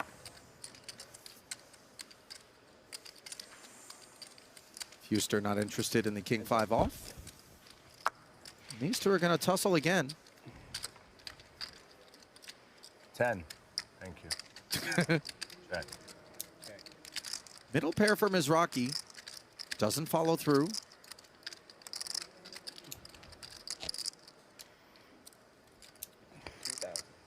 Riesenberg will politely ask for the pot.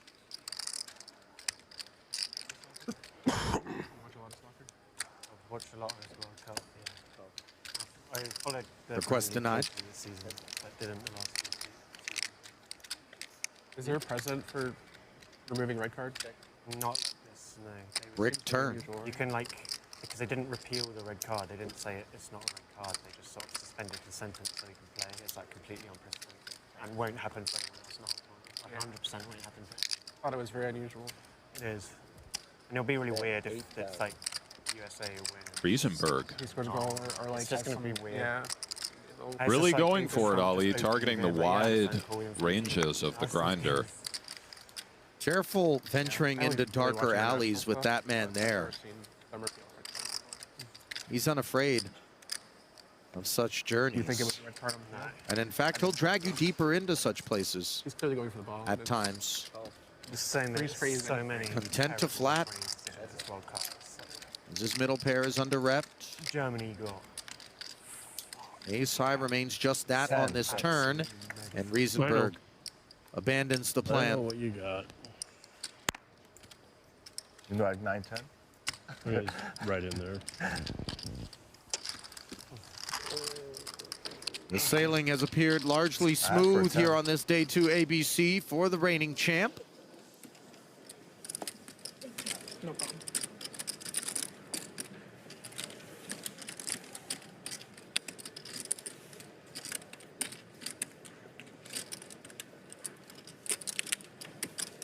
This guy's strong. Svez. This is the Papa? 10K main event, right? Okay. So I like the sort of reading playing a classes different there. tournament a The couple of days. magnetic connector.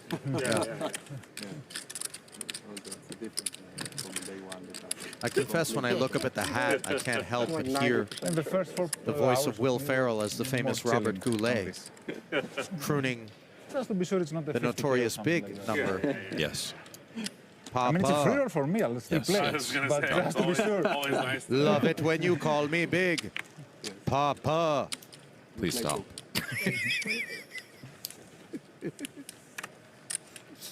Four is for Seaver. He starts. 2,400. Socaritis.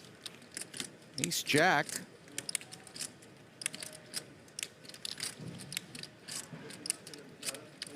Kind of hand we're not looking to fold, but also perhaps not looking to re-raise.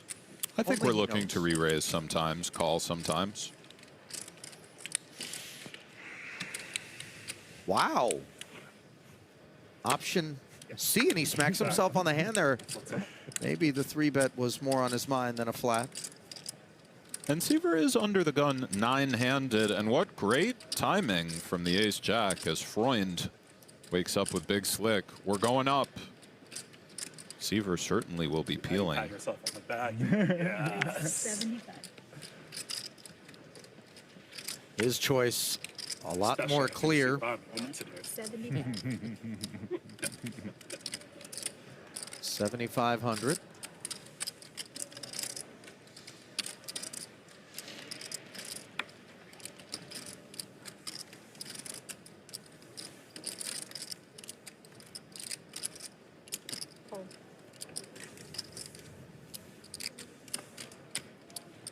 Seaver does make the call. Extra 5,100 invested. No 4 found, however, on a Jack 3-3 board. Paired flops are favorable for hands such as his.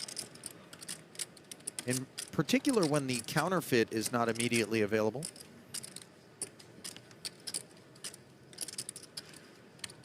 Checks it over to Freund. Spadeless is his AK. That's 6,000. Nevertheless, he pulls his trigger. Fires 6K. It was very fair. Can't say no to a fair deal. Seaver wants to take a peek at the turn. Doing so brings the pot to 30K and brings a very innocent looking 7 of clubs. And I do think the ideas for Freund are to bluff sometimes. It's not even a bluff per se. Having no spade is interesting. Sometimes we just get called by something like ace queen of spades. And a bet really puts pressure on exactly what we're looking at. 4s, 5s, so on. That also seems very fair. Oha does find it. Really nice execution from Freund. Well, we'll have to keep an eye on that particular stack there, as it's shown quite a bit of courage throughout the course of this day. Hence the $243,000 in career tournament earnings for Ohad Freund. Still plenty more to come from day 2 AB. Well, as much as the field is being deconstructed, it's also being built, given that players can still register for this main event, even though it's already day 2. And among those out there doing their thing, Lexi Gavin Mather, who's with Jeff Platt. For the last couple years, WSOP has allowed late registration into day 2 for the main. Somebody taking advantage of that.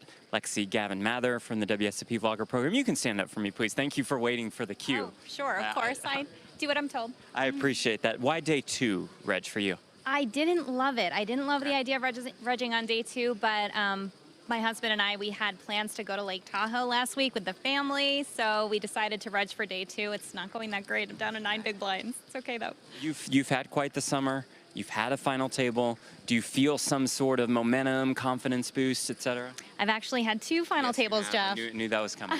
That's why I wasn't so thrilled about regging on day 2 and taking a week off, because I was having a good run and I was in the zone and I was having really good momentum. But I'm back and I'm ready to get back to what I was doing a week ago. I ask you this on every different platform, but this is a fairly important one. What's it been like for you to be a part of this WSOP Vlogger program? It has been an unbelievable experience being part of the Vlogger program. I feel so blessed to be a part of it. It's given me an opportunity to play in high buy-in events that I never normally would get a chance to play. And I've gotten to travel and meet a lot of great people and to represent WSOP, which is, I think, the most prestigious brand in poker. Go spin it up, okay? Thank you. Thank you for the time. Appreciate it. Lexi Gavin Mather, not 1, but 2 final tables this summer.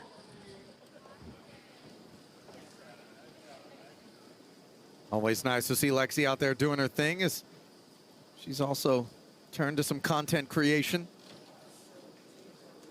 Turning our attention to table C, however, as I understand something may be brewing. No? I'm somebody now. Hey, you're the small blinds. Somebody. SB.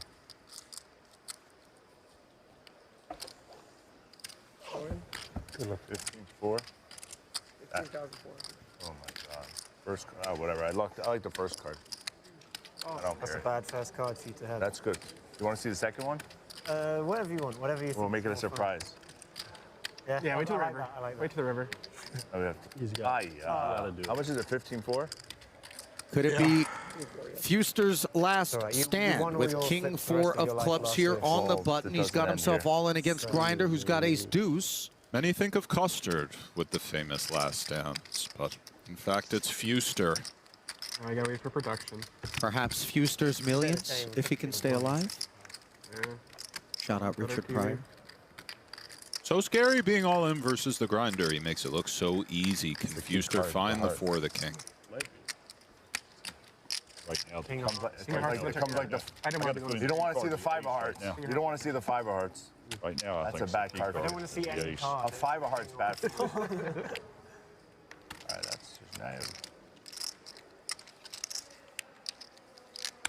Problems for King 4, as was always the case and remains that way across flop and turn. Can a cowboy or a sailboat be found? It cannot. And nor can further run here in this main event. Here's the first thing I've won since Good game, I've been on the Fuster. table. Is that your fan club? Henry Fuster, I won the butt. 34 years of age, Oh, her? originally from Brighton, Correct, sir. now lives in Everyone London, on this table is his fan club. studied drama at the University of Exeter, but there was a distinct lack thereof in that final hand for him. Professional poker player with 127,000 in career earnings. Last year? GG's to him. Last year? Here?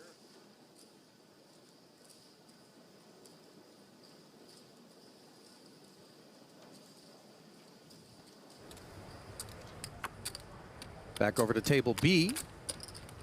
Raise 24. You might carry this again. King Jack coming forward from Call. Mr. Teng. Benjamin Teng, to be exact.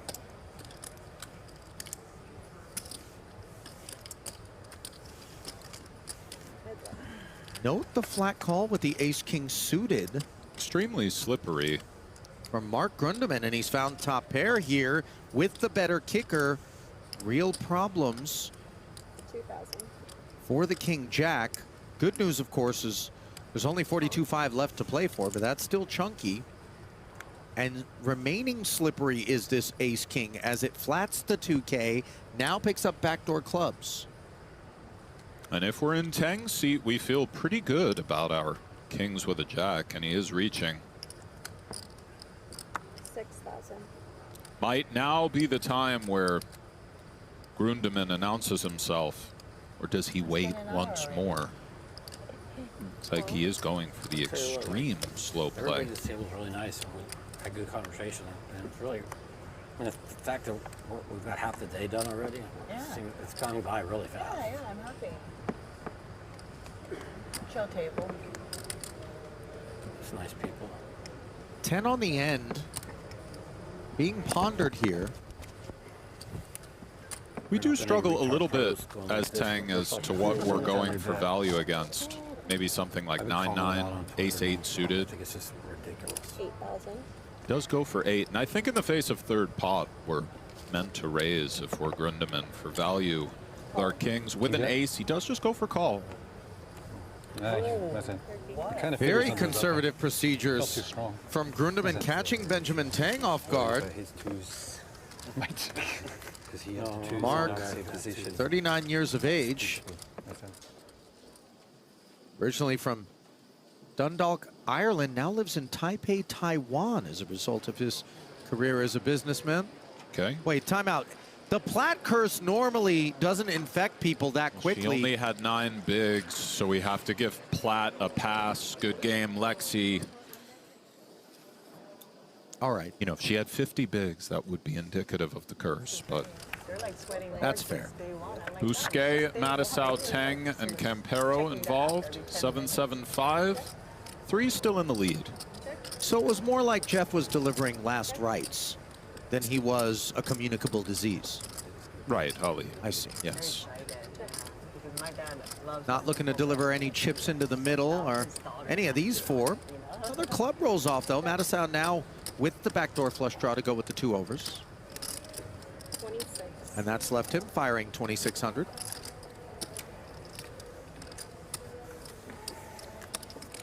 Back around to Bousquet, and he's not curious. Nicely done from the mouth.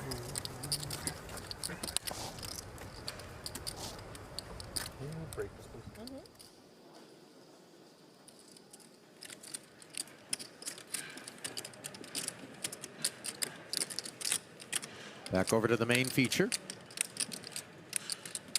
Just featured plenty of involvement from Scott Seaver.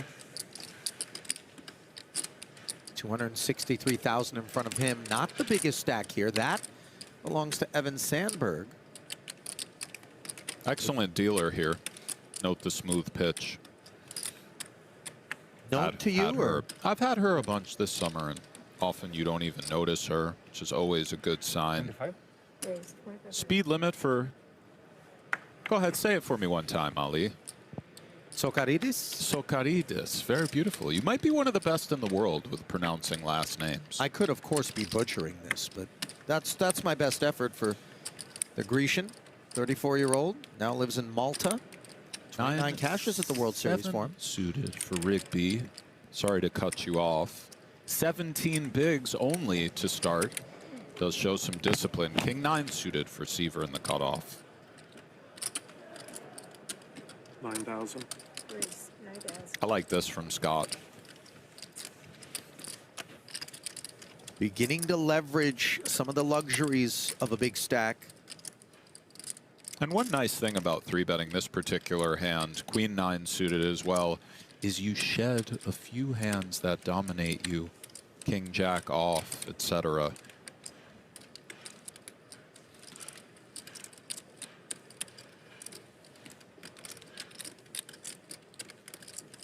Sokaridis hunting the 5.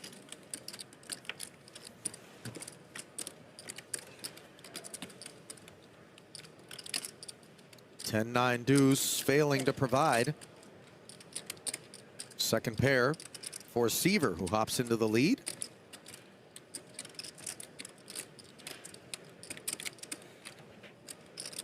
$21 in there. Check in front of him. No diamond on the board. Elects to check it back. And now he finds 2 pair. As a third heart gives Sokaridis a flush draw. Not keen to do anything here, understandably.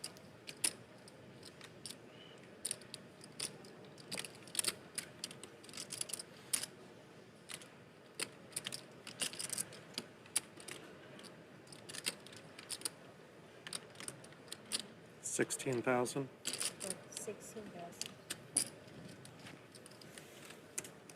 16.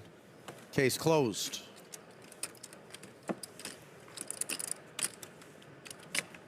Can I get some? Yep. Doing his thing out there is Seaver. Looking very comfortable. Got a good handle on things, it would appear, out there at that feature. Top 1,000 finish in 2017.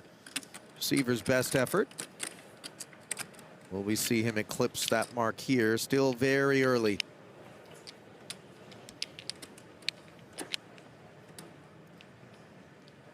And now let's explore AI X Well, the Poker. WSOP main event is rolling, and every year the same thing happens. Dreams get built, and then they get punted into the parking lot.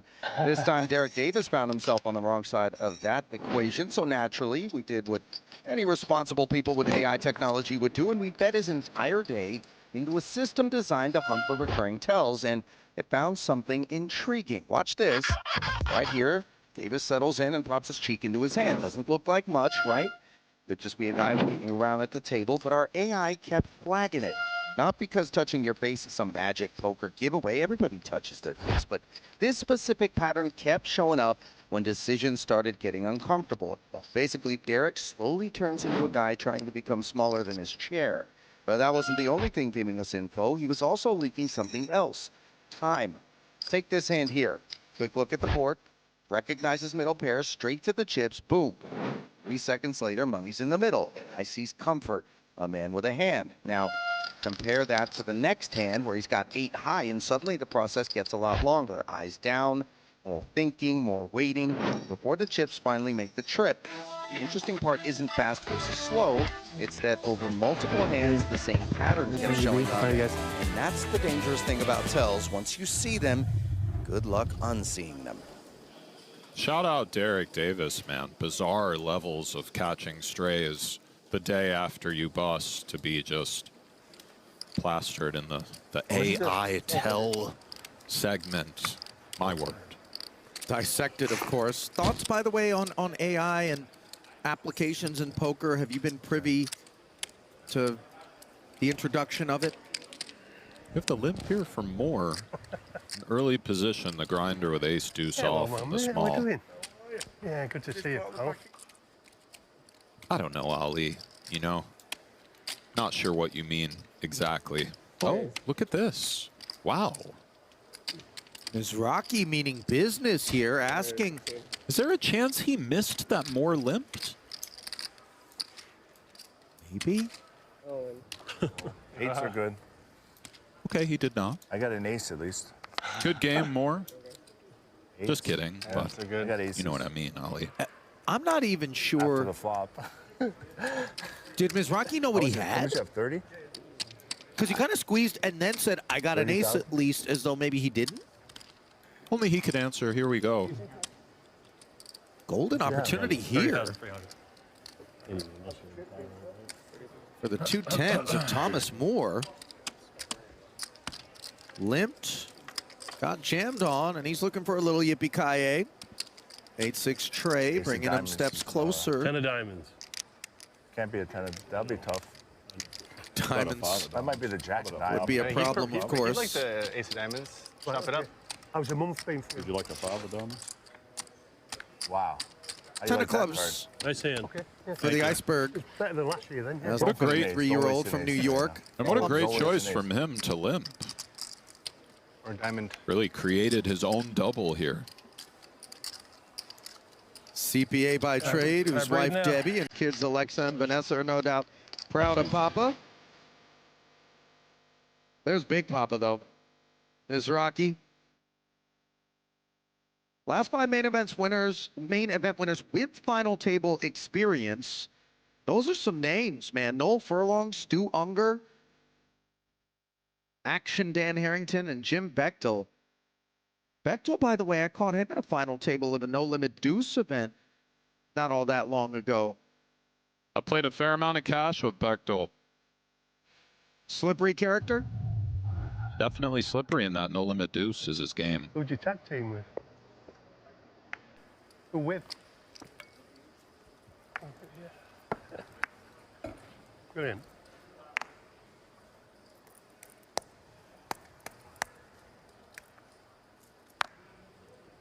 $25. Raise 25. Jesus Christ. We almost lost Riesenberg there. Steady, sir. I actually went down once this summer. The wheel popped off my seat. I just went down. Gamble. It's, Standing 8 or? Yeah, no, I got up to my feet. Yeah. The standing 8. Big Slick suited now for more. He just defends the big in the face of the open call. A little bit surprised to see this, Ali. Yeah, not looking to call the herd with so much hand. If I'm honest, it's not the greatest to be on the TV. You know. And I'm sure he's feeling validated by that decision when he looks up at 10-7-4 with a couple of diamonds. Bang on stuff here for Lapka, the party starter. Open-ended with a flush draw. Note, though, that Mizrachi has the antidote with top pair and the flush draw. Tells them they should be scared. That and is brings the, 4,400. That is the big-time antidote. A little bit unfortunate for Lapka. Of course, could still find a way with the 6 or jack, but pretty brutal to have the diamonds covered and your pair outs no good.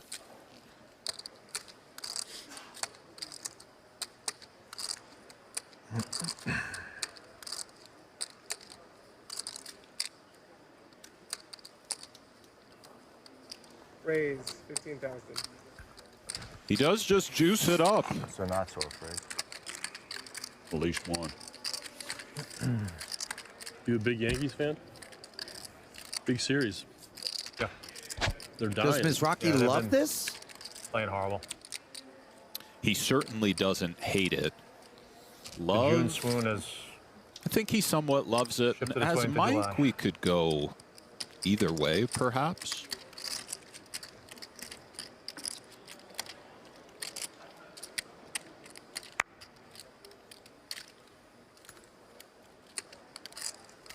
We're just a favorite over something like two kings.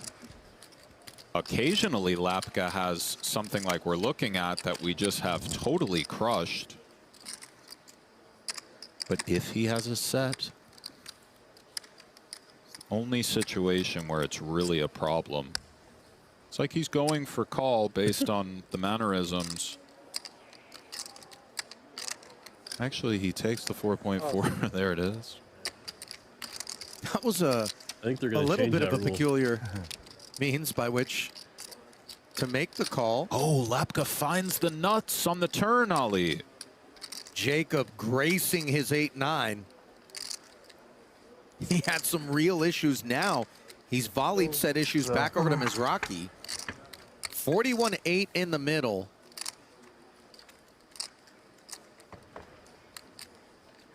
You got here right in the middle of a pressure pack situation. You're right in the middle of a pressure pack situation. Oh, yeah. I probably will. And Justin Lapka slips it. Trying to catch Mizrachi.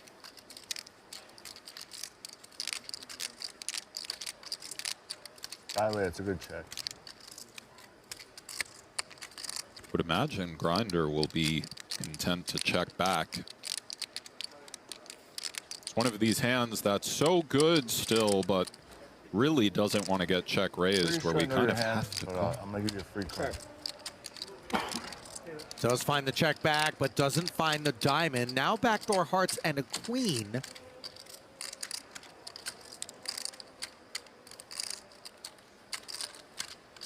Was a little bit surprised to see Lapka check the turn. Get it.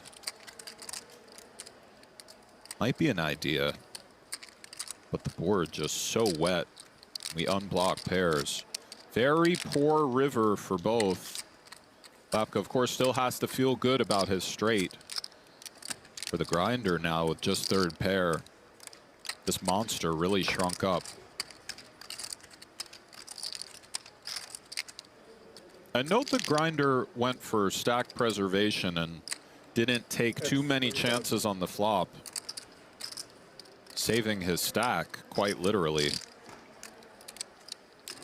And in the face of this 30K. Oh, he pays it off. Very surprised to see this payoff from the Grinder with just ace 10. The worst shape ever, too. What is he putting his opponent on to call with something like ace 10 of diamonds? I knew it was 5-6 of diamond, 8-9 of diamonds. You had one of the two. Well, there you go. He was hoping for the 6-5. He deemed it 50-50, perhaps. Huh? I know he had diamonds. I just didn't know if it was 8-9 or 5-6. Lapka will accept the gift, of course. Does he give you an updated look at the total number of entrants approaching 8,500 here? 3,000 nearly have been lost at sea. And among them, who do we have? Damian Salas. GG's, that's a main event winner. Believe the COVID year is when Salas took it down. Good game, sir. Don't remember exactly what the year was, but I do remember the performance. He's a great player. Kata falls as well. Good game, Joe. Main event winners dropping like flies, Ali. Along with plenty others.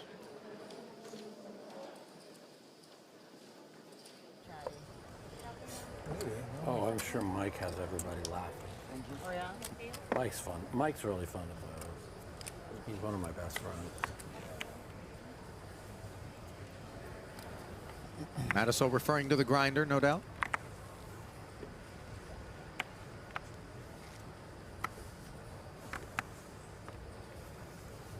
He almost only takes Raise 2,500. Mike feeds off the energy. Mike's 2,500 from the 7-6 suited. Couldn't happen. What happened? Stephen Ross. Matthew Donovan flats the king jack of spades. He's a lot like me. He's just nice to everybody and doesn't give a shit. Seems like it. He's got a few leaks that I don't have anymore. That's all. But other than that, Raise. he's good. He's a good human being. Re-raise 11,600. Look at this. Good human being. Campero, with nothing more than Jack 9 offsuit, has decided to dress down the open and late flat here. Ambitious from the 36-year-old, native of Mexico City, who now lives in the Bay Area. In the mid-stakes there is. You don't see it in 20 years. Paul. I still say. It's been called in one spot. Fairly healthy added investment from Ross. Donovan can close it. I have a friend that deals with on the butt. Plays a lot. Says it's closer to 80. And I would imagine, Nick, that 11-6 off of a stack as lean as Campero's, in contrast, is something to be considered in terms of range assessment. We have all these private games. Definitely, Ali, and also everybody just the amount they can win. Ross and Donovan diminished, given Campero has only 2/3 pot behind. And he's found top pair. Unfortunately, that's a problem. He kind of made his own bed here, Ali. He'll be laying in it momentarily. They're just doing that on stream so they can get in the big private game. I can't do that. I can't just play bad on purpose and lose a bunch of money so I can get into a bigger private game. And that's just kind of how it works. So, yeah, I'm listening. I'm blessed to play in the game that I play in. I play with good people. Showing a lot of post-flop pause here, catching the attention of Donovan in particular. And is this the full payload? Looking that way from this vantage point. About 26,000. Left 900 back, I believe. There is a bizarre scenario where Ross calls for some reason, and then Donovan gets afraid and folds. Sometimes in these multi-way pots, you see weird survival take place. Ross is gone, though. Donovan will be calling, we would think. Note the stare down. Yeah, he's got a front row seat to Andres. Is it dinner break, I think? Yeah, I think so. And you think they're going to make us come back here? Yeah, no, we're going to be here the rest of the day. Oh, we are? Oh, Probably, okay. yeah. Hmm? Unless they tell us otherwise. I don't care either way, but I just want to know where I have to come back to after this. Yeah, the dealers. I just got all my weekly meals brought up into my room. My refrigerator's full. I'll just go up there and eat. Clearly Donovan concerned about ace-jack, queens, kings, or aces. Which is understandable given this line that Campero took. Campero, rather. But with top pair, the king kicker, and the backdoor spades, I think we have to keep him honest. Not to mention 75-2 back. I mean, We can get this one wrong and fight on The heads-up mistake. with 40 bigs plus. It's like a rare mistake. Yeah, 1 in a million, 1 in a billion. He's flatted. There's only 900 left to play for. Heads up. Does he have a chip behind him? 10 on the turn, close to that 9, which would put Campero in front. You see him checking. Now Donovan says, show me the rest, of course. Just have one jack. Andres Yeah. So in makes the future, I'll call. do it, but- Not drawing dead, however. A black 9. The only path to escape here. It would be brutal for Donovan. It is very much necessary for Campero. And instead, it's the ace. King Jack holds. But the Good grip game. on day 2 loosens What do you have in that? as Campero is evicted. Ace queen. Ace queen. Thank you. As you said it, Nick. Thank you for calling, Price Man. Hizo su propia cama. Made his own bed.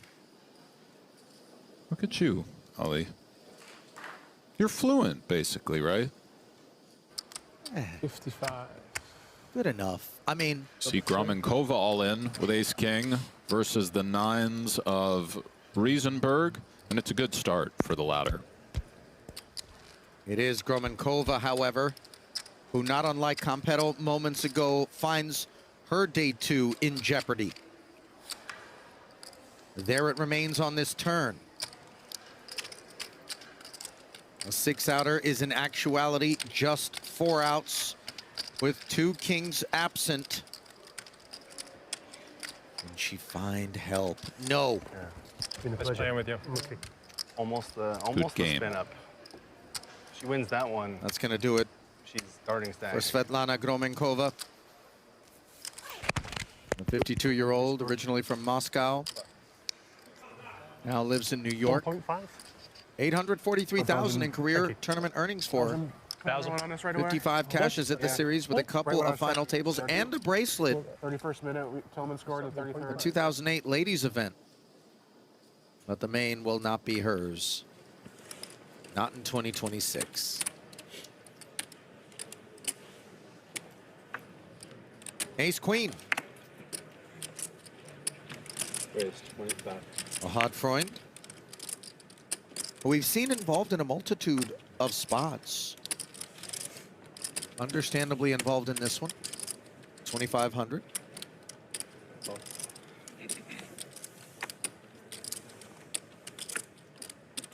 Just give me those, yeah. Seaver flatting the button with the baby-suited one-gapper. Finds a pair of 3s. More than we can say for ace high.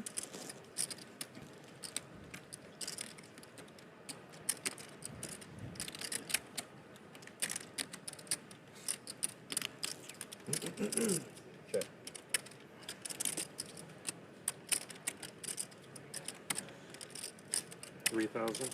Bet 3. Scott goes for just south of 40% pot. In the face of post-flop disinterest from Freund, in a C-bet at least. Perhaps he's looking to peel with that queen of hearts in tow. I think so, Ali.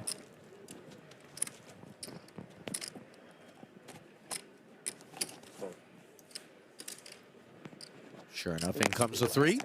Pot grows to 14,000 and in comes the queen. Latifa on the turn, putting Freund in front. I check. I'm thinking.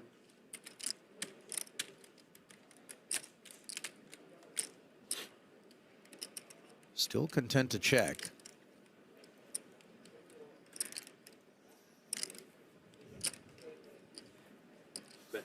Yes, maybe he fears Latifa on the turn, but he doesn't. He's kind of merging. Maybe 6s folds, maybe an ace high flush draw calls.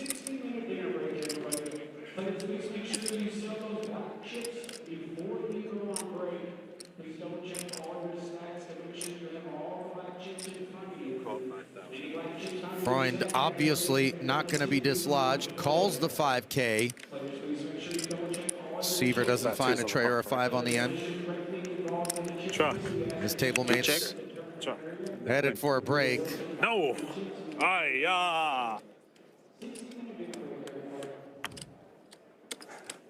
And Seaver No, but going to be off his high water mark. We'll take care of the chips. As Freund will head to the break just north of 200,000 in front of him. The camera guys. Kings versus Jacks. This moments ago here. Grinder all in against Alexander Queen.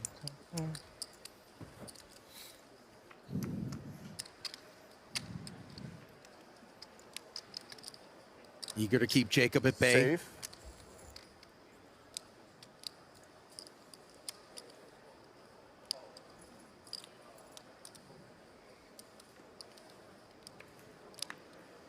Mission accomplished across flop and turn, but one to come. This would be savagery. It would, Ali.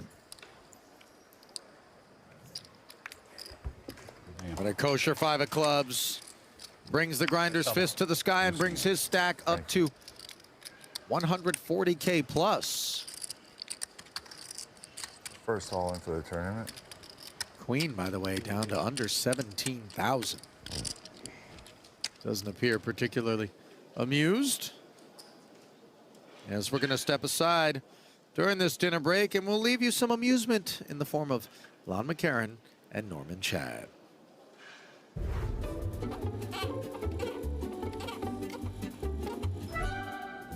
So a nice double for Grinder as we welcome you back to Inside the World Series of Poker. He's Norman Chad. I'm Lon McCarron. Lon, don't get me wrong. Days 1A, 1B, 1C, and 1D are sublime, but I absolutely love the smell of day 2 ABC in the morning. Yeah, I see the blackout shades are working. It is the afternoon, Norman. Okay. Okay. All right. Well, 03 main event champ Chris Moneymaker was in the field yesterday. He advanced to day 2D. Earlier this World Series, we had a chance to learn one of Chris's most famous moves, the main event victory hug. Take a look. The poker face, cold, calculated, uncaring, devoid of emotion. Which is why I love poker. I am allergic to affection. Yeah, Norman, we know that, but most people do have feelings, which is why Chris Moneymaker's celebration with his dad in 2003 endures as one of the most heartwarming moments in World Series of Poker. Ugh, it was a little much. Come on, man. Would you say that to his face? Yes. Ugh. Well, this is awkward. Chris, thank you. Please explain to my partner why that moment was so special. You go through all these emotions, you have all this stuff built up, and then you get to release that onto someone you love. Norm, I really think you can do it. Norman, we have brought in a professional. Professional what? A professional cuddler, of course. Margot, I would like you to meet our professional ice block. Margot's here to help you with your hugging technique. Of course you did. Come on, pal. Bring it in. Do you guys want to know what makes a perfect hug? It is about the technique and how hard you squeeze and how long you hold the hug. But really what it is about is staying present with the other person. It's your initial communication. I think he's ready now. I am not ready. Norm, imagine your best friend Lon just won $10 million. Okay. And now you get to experience that with him. Now give him a hug. Bring it in. Norman! Now that's a poker hug. It's a beautiful technique. Norman, after all these years, I finally felt a real connection with you there. I did not. Okay, we're done here. All right, as day 2 continues, some key names still not in the field yet. Another 24 hours for players to register for the main event. The poker world always goes back and forth. Norman, what do you think is the best way to approach the early main event schedule? Well, Lon, as much as I lament max late reg, there's no doubt the best way to make day 2 of the main event is to start on day 2. Yeah, it reminds me of that old adage, the best way to leave a casino with $1 million, yeah, walk in with $2 million. Okay, here is the reality. In a grueling schedule, you play one day less than the others when you start on day 2. Plus, you sit down with 75 big blinds. I haven't seen that many blinds since I won the Mid-Atlantic Region Crazy Eights Championship in 1987. And you were just 2 days of play from making the money. Many pros like your perennial pick, Phil Ivey, love starting on day 2. Plus, it's probably smarter for the older players to reduce the grind, I guess. No, we're so old, we should start on day 3. So, as a side note, since 2019, when late reg began, no main event champ has ever started their tournament on day 2. Okay, we're going to step aside Right here on Inside the World Series of Poker, but a lot of action still to come on day 2 from Paris, Las Vegas, as thousands of players continue their quest for the 2026 main event title. On the way out, enjoy some of the best action and biggest hands we have seen so far today. Stick around.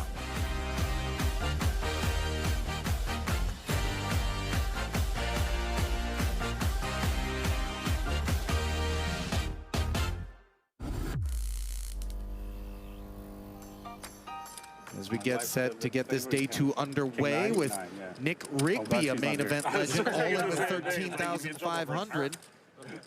Taking the best of it. I want to check on your day 1 to day 2 transition, as this one appears to be all sewn up by the ace-queen.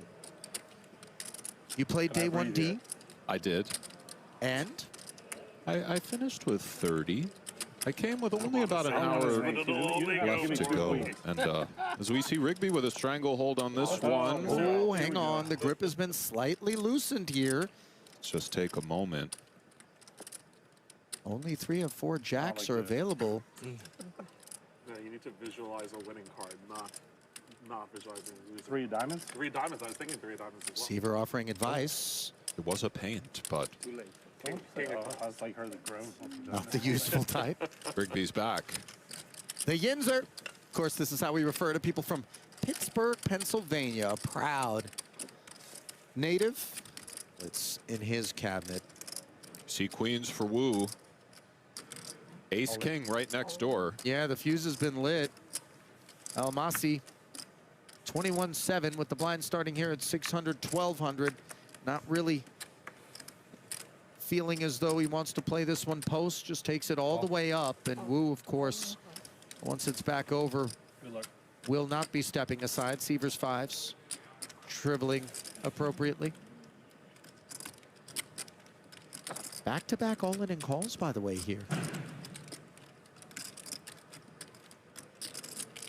Sort of normal for a day 2, Nick, with the shorter stacks, looking to make moves. Sure. El Clasico keeps the queens in front on the flop.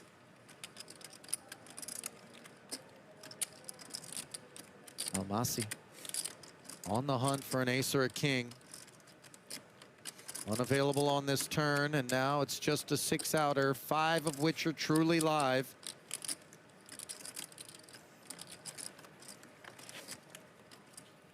And the jack. Good luck, everybody. Sealing the fate of Michelle Almasi, a 39-year-old who lives in Massachusetts by way of Lebanon. Auto mechanic shop owner and real estate agent. And he's tuned right out. Good game. Wanted to give you all a sense of what goes on behind the scenes here. Now, in the back, we have 3 production trucks, a heavily guarded cards room. It's like a fortress. I can't show you that, but I can show you this. Mike, let's go. So here on table B, our secondary feature table, we have this slide. Okay, that cue doesn't work, but it does move back and forth. We have a big camera setup, big camera layout. We have live camera operators. We have RoboCams. And then we have what we call in the biz a techno crane. Michael's operating that, and I mean, look, this thing is an absolute unit. Okay, follow me, Mike, under this way. Liz is here, stage directing, floor managing. Don't tell anybody. She's my absolute favorite person on the crew. The mama bear of the crew, that's you. You're the best. You're just the best. That's just all I got. Love you too. Okay, on to table C. Now, table C, another one of our secondary feature tables, pretty much the same as the other side. So let's curl around and show you what goes on in this row. We have an audio setup for all of our players. We have a 4-person bio team. They get the information, they deliver it to you guys, to Ali and to David Williams. Great, great work put on by this bio team. Christina, you're leading the way here. The real leader of Steve and Sean and Keegan. We move over this way. We have our table liaisons, the stage managers, Christine and Gina. Matt's back here with his whole audio setup. Remco's trying to hide. And finally, we have made it to my spot with my name tag, with Natalie. But that you can't cover up. You can't cover up my, okay, I'll put this back. And here we are. And that's your tour. Thank you, Natalie, for joining us. Appreciate the time. Yeah, you can sit at my table. It's fine. Okay, I will. Jamie no longer a part of the proceedings. Wu once again a part of these with King 10 suited and now hooks for Rigby.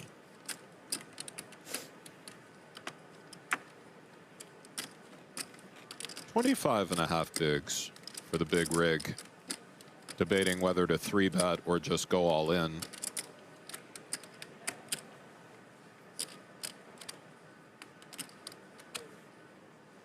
Certain stack depths make choices such as this a bit awkward. Yeah, this is right on that cusp. He does just go for jam, which I prefer off really this want to make it depth. 3 hands, huh, in a row. Wu's holding not durable enough as the big rig drops a little more diesel in his tank. And we drop a shout out on his girlfriend, Melinda. Reality at the table, unafraid to voice his opinions on things, but you know, you put yourself out there like that. He does, yes. We'll return to Seaver in one moment as we have one pressing. Cole shoots it up. The 10-10 is in. Likely Mr. Svez is in there as well with the 8-7 suited closing the action. Yeah, Freund made it 2,500, was flattered by Svez. Oh my goodness, he has 30 in his hands, Ali. That's 32 dimes back raise. What was the buy-in? And all of a sudden, Cole's cheekiness with this Jack 10 suited Was it before the series? has been asked a real question by the 7-8 of clubs, which performs horribly against the Did he Jack 10. cash But or- how can Cole know? We both made day 2, okay. Okay, no, I remember it now, yeah. An awkwardness busted for like Freund's 40th or 10s something like that. when it eventually gets back around. Very.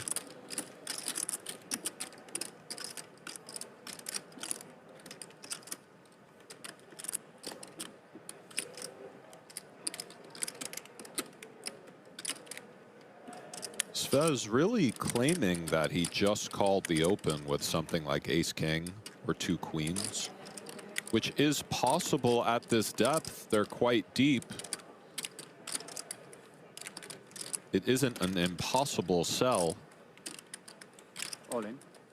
Oh, 10-10 finds it. Beautiful. That takes quite a bit more moxie than you might think. We can see their 7-8 of clubs nestled beneath the 32,000. Freund most definitely cannot. You're absolutely right, Ali. Let us see a flop. Excellent You can say result the same about there. yourself, though. Yeah, that's true.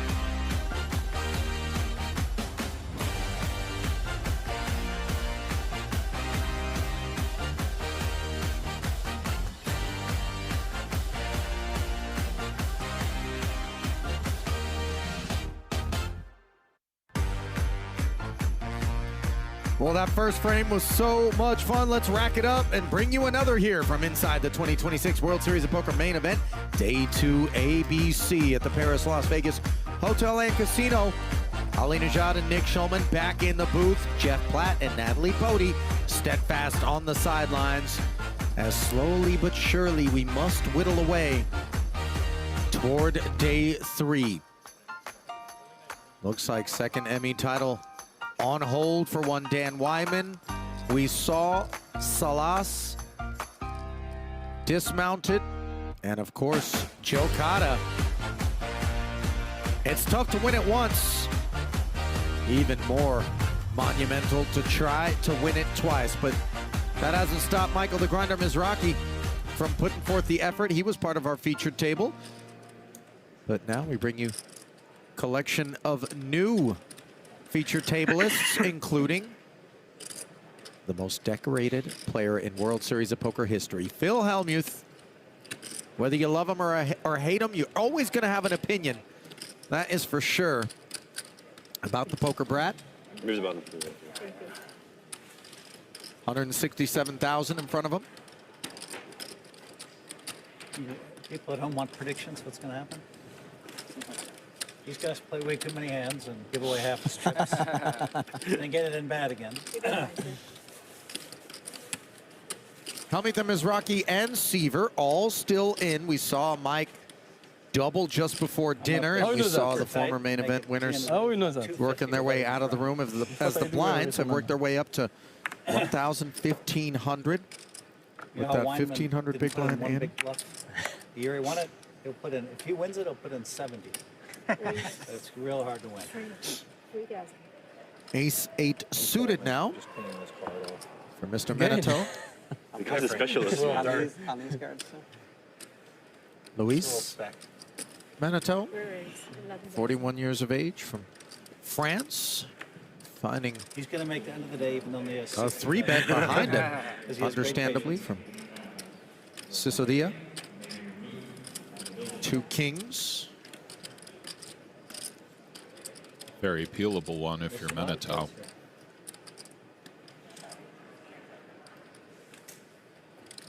Fair enough, though. So a little blood drawn there from Matano over to Sisodia. Don't mind the gap. Longest span between main event final tables. Dewey Tomko, there's a name I've not muttered in quite some time. 82-01. 19-year gap. And then Mizraki, 15 years between appearances. Mickey Appleman, 87-2000. Helmuth, of course, 12-year gap. And then Seidel, north of a decade as well. This, of course, across the last 4 decades. It's so impressive to show up across the span of time that those guys have at a main event final table, because the game evolves, Nick, and not every player does. You're right, Ali. 3,000. Raise 3,000. Wow. Very cool to kind of stand the test of time. 3-bet from Holder against the open of Sitsukis. All right, so be it.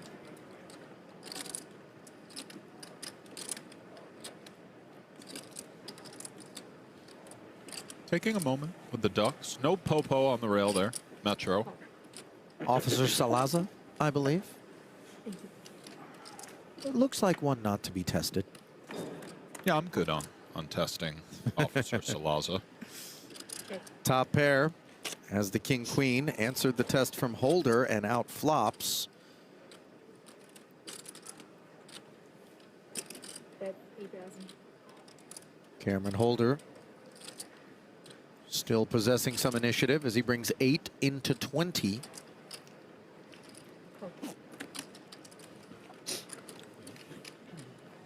Sitsukis, of course, not going anywhere. 10 on the turn, now a Broadway gutty for the spadeless ace-jack.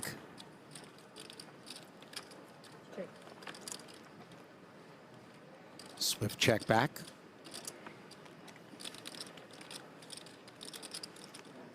Seven on the end doesn't change anything. And of course, Sitsukis contemplating whether or not to bring forward something into this 36.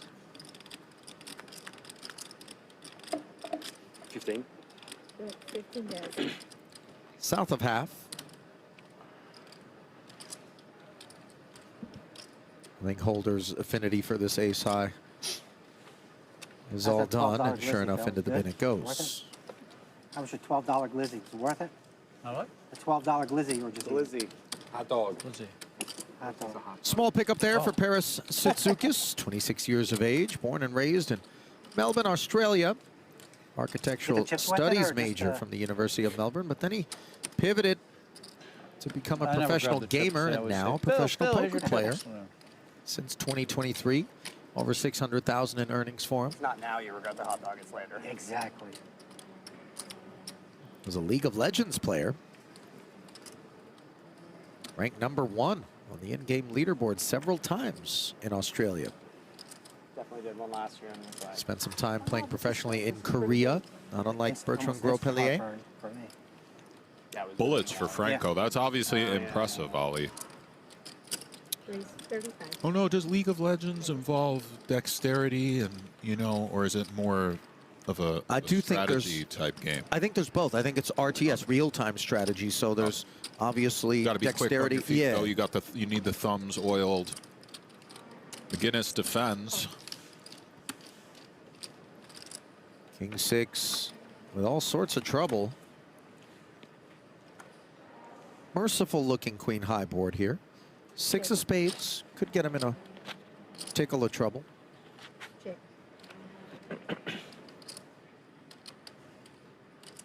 Note the ace is checking back. McGinnis looking down at his stack here. Thinks better of anything cheeky. He did consider it. Franco doing everything he can to get a little action. No avail. Such is the story of many young men in Las Vegas. It's lovely, Ali. Really. Thank you for that. Fine, let's listen to Phil Hellmuth then. And there it is. Hellmuth wins the championship. My #1 goal is to become the greatest poker player of all time. Phil Hellmuth wins bracelet number 15.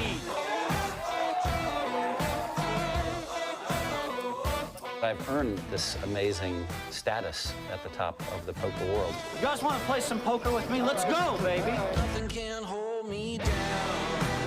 My wife's very good. She's just like, all right, buddy, you're a little bit too cocky. I can dodge bullets, baby. You know, shut up. You know. I used to drive an old minivan to try to keep my ego in check. Freaking idiots. God, they play so bad. And make sure that I cleaned up after the dog in the backyard. I mean, I'm so far the best player in the world, and Hold'em, it's not even close. I'm always looking for anti-ego stuff. Play the play on. Wake up, Phil, wake up. Shut up, Phil, and be grateful. Nothing can hold me down. Hey.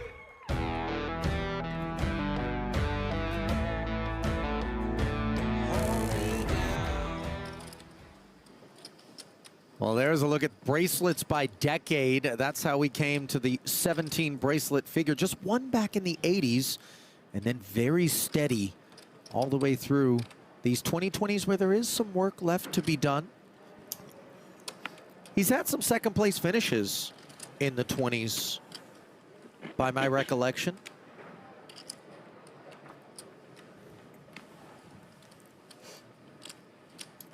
$35. I think Ren Lin has one of the most violent stat sheets with seconds. I believe he has 7 seconds and no wins. Oh my. Can happen heads up as swingy as we see Michael has Hellmuth dominated. Yeah, 91 placing for Phil. King Queen in second firmly. Hang on, Ollie. Here we go. Oh, he's just gone. And dominated. Oh my God. Not everybody in the field finds the swift and comfortable fold with King Queen suited in that spot. You guys, everybody plays differently than me. I like winning tournaments. So. There you go. I don't. Phil agrees with you, King Ollie. Queen suited's in bad shape. You guys all still call, but I'm just like, fuck it. But in a little while, I'll have Ace King, and one of you will have King Queen. Come king high, then what? And we'll play a big pot.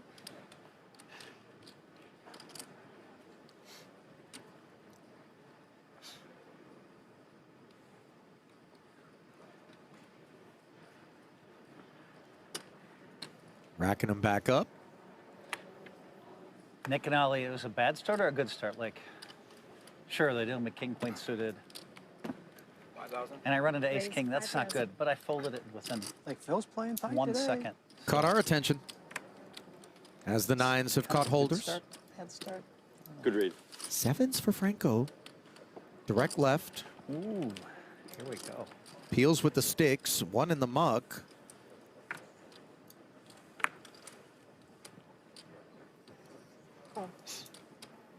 Pocket pairs in abundance, Ali.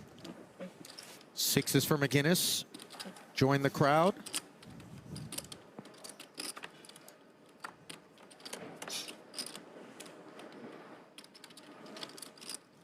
No sets anywhere, and in fact, board texture that all three of them find loathsome.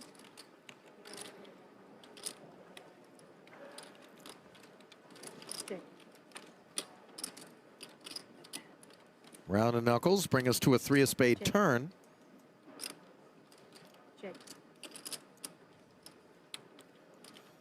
This pot is a great example of the first player to bet having an advantage. Maybe a check, check, check winner for Holder. So sweet to win with just nines. Does anybody want to go for it? Oh, Look at this. McGinnis, Ali. Wonderful. Very nice. Repping the king. 15, by the way.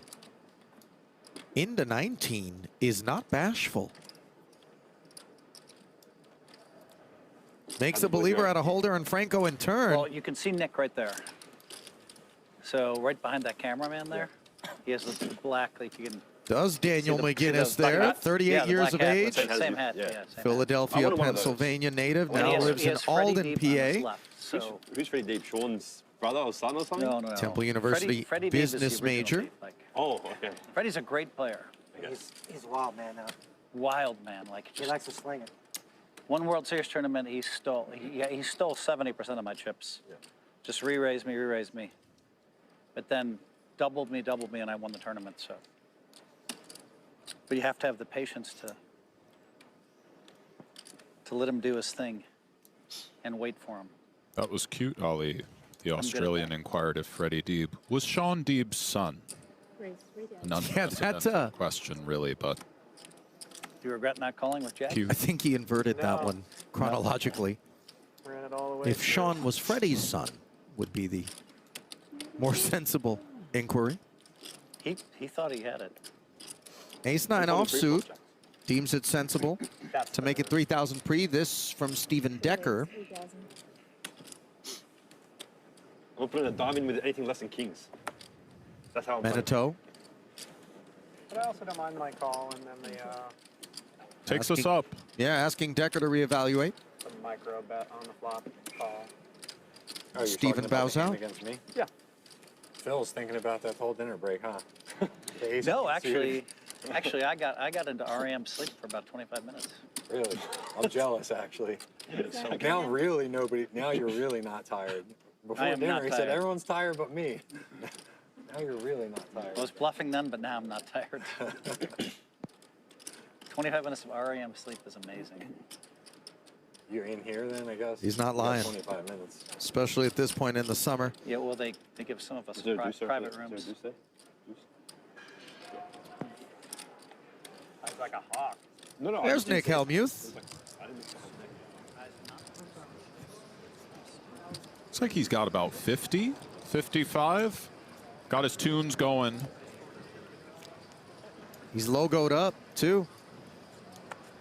Appears Pops has coached him in the ways of sponsor dollars.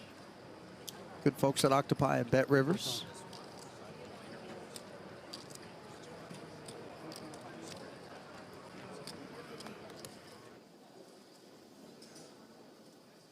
Often hear this idea when it comes to a main event run, Nick, of survive.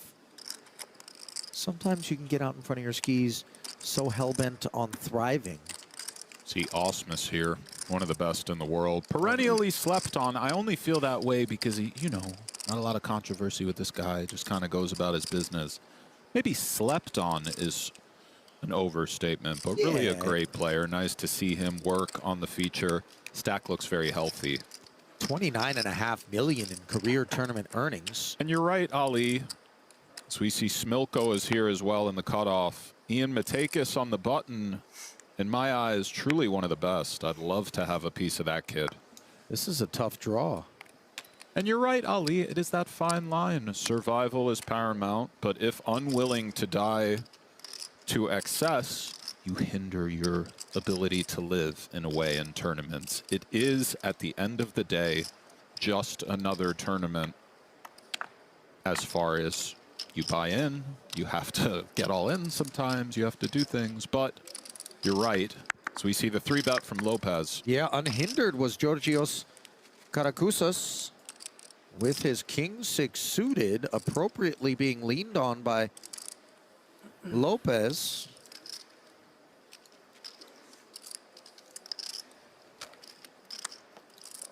Alan Lopez. Karakoukis is in there. Karakousis, rather. I like this guy immediately. Blazer, everything. Winds up with bottom pair. Pipped by middle pair here. Jacket certainly gives it away, but Lopez, Brazilian descent. We say this so as to potentially inform with regards to perceptions of his play style. 31 years of age from Sao Paulo. Likes to get in there and practice jiu-jitsu when he isn't playing professionally.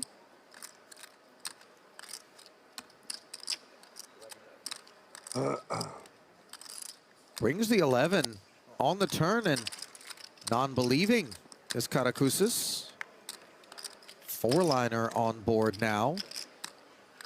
Neither player likes it. And Lopez quite pleased to be shown a 6. And that's going to raise a few eyebrows in the field, by the way. That king 6 suited. Does Karakusis have the... I thought for a moment on the top of the lens it flips down, but it is rather just a kind of like design. a summertime outfielder. That's right. Yeah.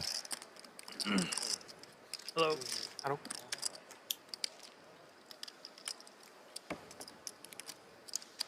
Well, his poker may or may not be slept on, but I feel like his musical inclinations most certainly have been. Where?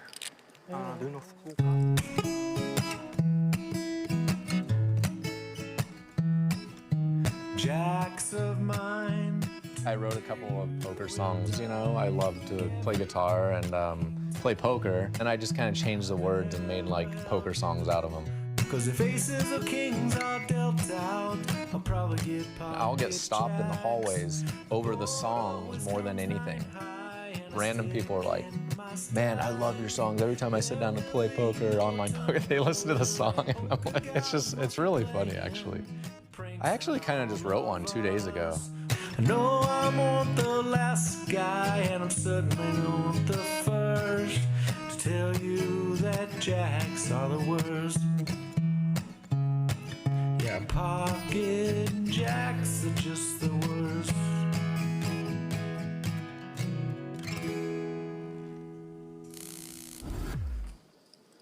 I confess during the bit I was in the Spotify streets looking for perhaps... For pocket jacks are the worst. But instead it appears to be more of a podcast that I've unearthed here for Jeremy. Maybe I'm not in the wrong place. Am I doing this wrong? Looks like a nice setup he had at the crib. Oh, hang on. Raised from Robertros. Jeremy defends. Not a nice sight for the Black King Deuce. Yes, Ali, please. I have found pocket jacks, a 3-minute 6-second ballad, and his other. He's on Spotify. There he is. Jeremy Hey Mighty Osmus. Poker Gods is the other one. Add him to your Spotify list, guys. Winner for Robertros. Well, how much do you get for a Spotify stream? Anybody know? Is it like 8/100ths of a penny per stream? Not sure what the numbers are there, Ali. Maybe I could grind. How long do I have to hit play before he gets paid? Yeah, you could get computers maybe permanently playing it around the clock. I'm sure things like this are done. Back to the main feature. Boy, this one IP address appears to be quite obsessed with Jeremy's music. Yeah. I think they catch you on that at a point. Might be semi-illegal. They close those loopholes pretty quick. The Swedes, I think. Yeah. The outfit behind Spotify. Yeah, they run a tight ship. Meanwhile, tightening things around this Jack 10 of hearts is the Ace 10 of holder. Extra 4,500 invested by Mr. McGinnis. For a peek at Queen, Queen 7. Queen of hearts in focus. 2 quick checks. Now a gut shot for Dennis. Interesting spot to represent. Put pressure on exactly the hand class we're looking at. Ace high. We do have the gut shot despite the board being paired. He is reaching. And as we saw before with the 6s, he reaches for healthy amounts, Ali. Like this from McGinnis. And it does do away with Holder, who did not find a C-bet pre-flop. I know it isn't red, but Dennis is giving mild groundskeeper Willie from The Simpsons Yes, Ali. Thank you for that insight. What happened in the USA game? You lose 4-1. What? Against Belgium? You lose 4-1. 4-1 for Belgium. Yeah. Spoiler alert for those. Yeah. Maybe didn't catch the US-Belgium game. Going to become a bit anticlimactic now. It was a good run for the Americans in the soccer. The end of which may or may not have been profited on from here within the booth. Take it easy, Ali. You know. Didn't realize we're airing out my sports bets now. You're on the right side, my boy. Take pride. Meanwhile, Menito. 4s in the small. Go. Limps in. 5,000. McGinnis whack. Courtesy of King Queen. And again, you see, as you mentioned, these sizings.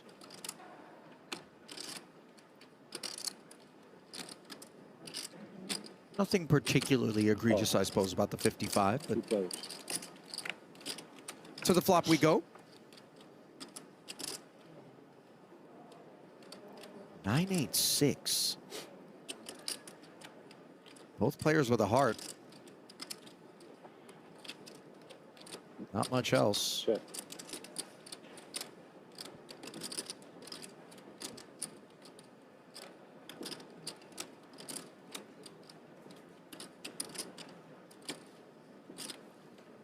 Check. 2 quick checks. Gut shot acquired on the turn now for the King Queen. Pretty rough board for Menito. Beautiful suits for McGinnis, interacting with all sorts of stuff. Check.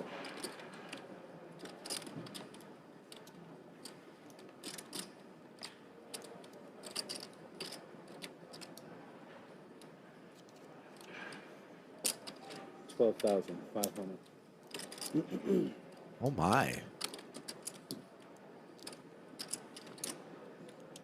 Very healthy.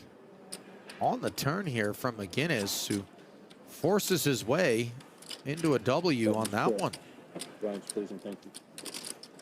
I said Dennis earlier. I meant Daniel. Pardon me, Mr. McGinnis. You keep bumping me here with like. Sorry. Under hobbies, by the way, billiards is listed. Very nice. I moved down a little. This table's weird. There it It's is. kinda Oh, like and golf as well. There, we have all this. Yeah, room. I'm trying. I'm a small guy. Should be good. This is his first No more though. main event. Oh, yeah. It's funny, for some reason, I thought this gentleman might have a thick Irish accent. Yes, you know when that happened? 100%. I also felt as though there'd be. I thought he was from the old country. Yeah. Well, I had King Queen. That's what I was thinking. I bet 10-7, took it down, took it down. What Philly is, you know, little mini Ireland. I thought Boston was the mini Ireland. Whatever, there's, you know, all around there. You know what I mean? Yeah. Fuck, the camera's on my son.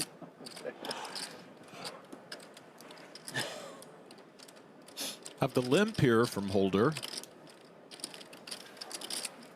Jack 10 offsuit, the inspiration. Get that camera off my son. Oh.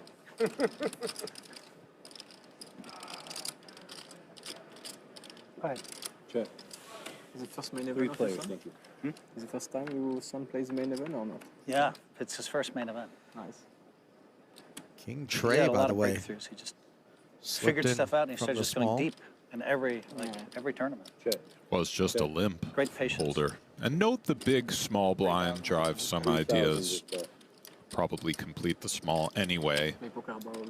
It's worth noting this, the No, only he's only been a level professional since October. where it's the 2/3 small blind.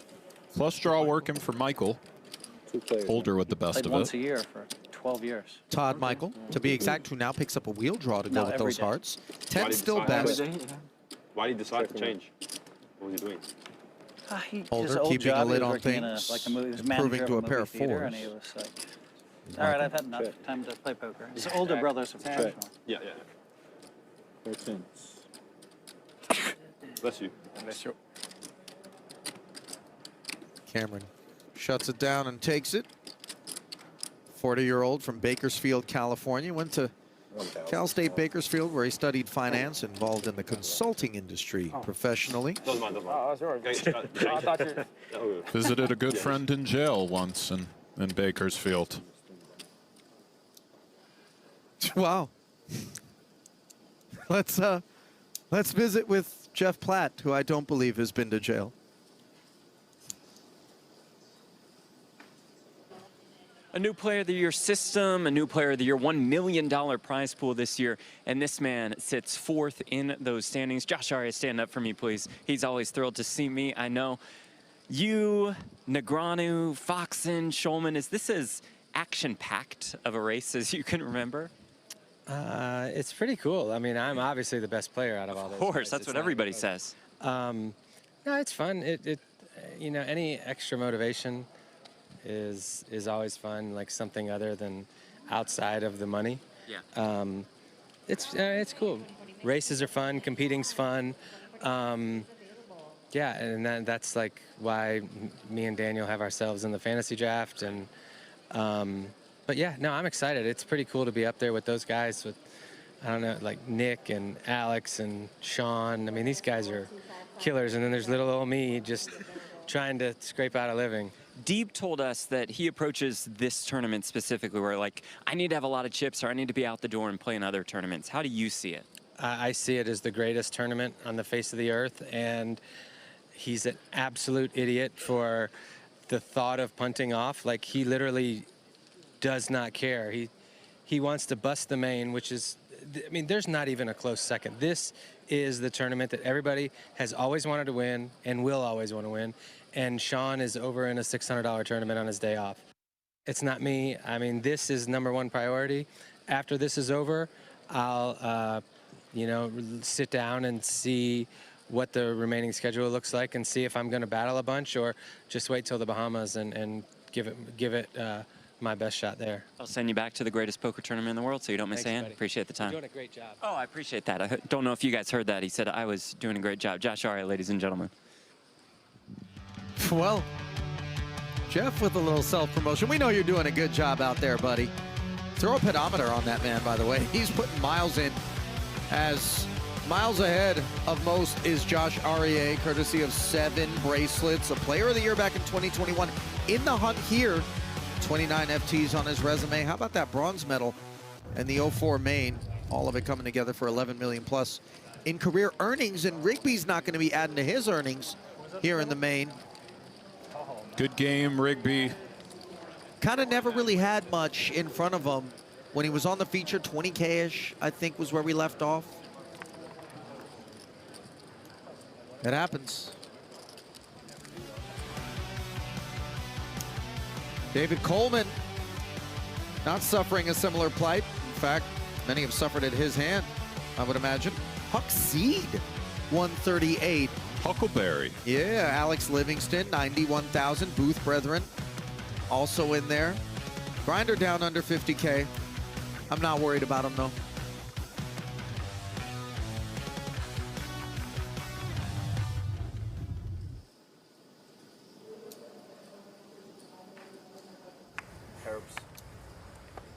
Oh, the, is that lambskin? It's, Raise 3,500. Did you watch the whole stream? Ace No, Jack. I was just eating dinner. I don't pay attention to that crap. I was wondering. A lot of unsavory professions come to mind when you see Yeah, I saw that. Mattisau's get up there. I just like. Yeah. Could be managing an adult type Maybe that big pot earlier. Oh yeah. club. They're featuring him. Could be collecting money. Right. You know, It does fit right in to kind of the seedy underworld of gambling, does that particular number. Is it leather or pleather in your estimation? I think it's... They're just excited to see. You know, that's a good question, Ali. That note, that's a World Series of Poker jacket. I feel like that might be a throwback. Oh, for sure. He didn't hop over to the gift shop and scoop that one up this year. Did they change the lineup? Ossenberger still in the lead with 5s here as Mattisau scoops up a C-bet. Maybe they changed the name. Small one, albeit. I like this from Mike. They're gonna yell at you for your phone. Yeah, we can't check it. That's why I'm asking you. We can't check it. But if you get a Uske chance, aside, you look back and a I think the couple hands plan ago for and Mike let me here is know. to bet a spade sometimes, or a queen or a 10. The 7 is a bit naked. Sure, he's afraid Hassenberger has something like king-queen. He may still elect to put pressure on low pairs. Actually, I could just go over there and look at it. We have mixed feelings about the jack of spades now, and he does check it over. I thought you were going to say we have mixed feelings about the jacket. I like the jacket. How many total rewards points do you think one needs to redeem for that one there? Yeah. I'm going leather, by the way, is my read from the graining. There, great shot. I think as Mike, I would be in the mood to bluff. Put pressure on exactly what we're looking at. Also, anytime you raise under the gun, you get to just sort of claim great hands by the river, as your initial opening range just is what it is. It's very strong.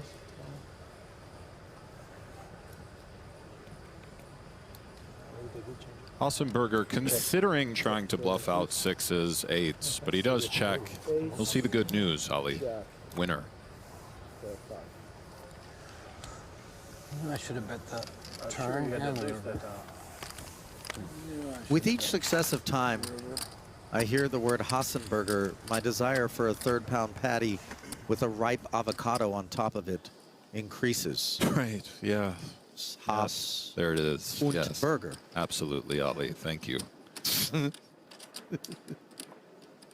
Leave this stuff to me, Nick. I will.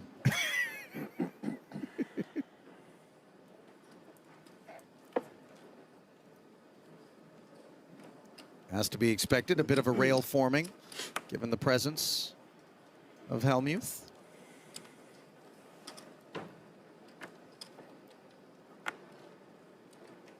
Ace-3 off, not making the cut.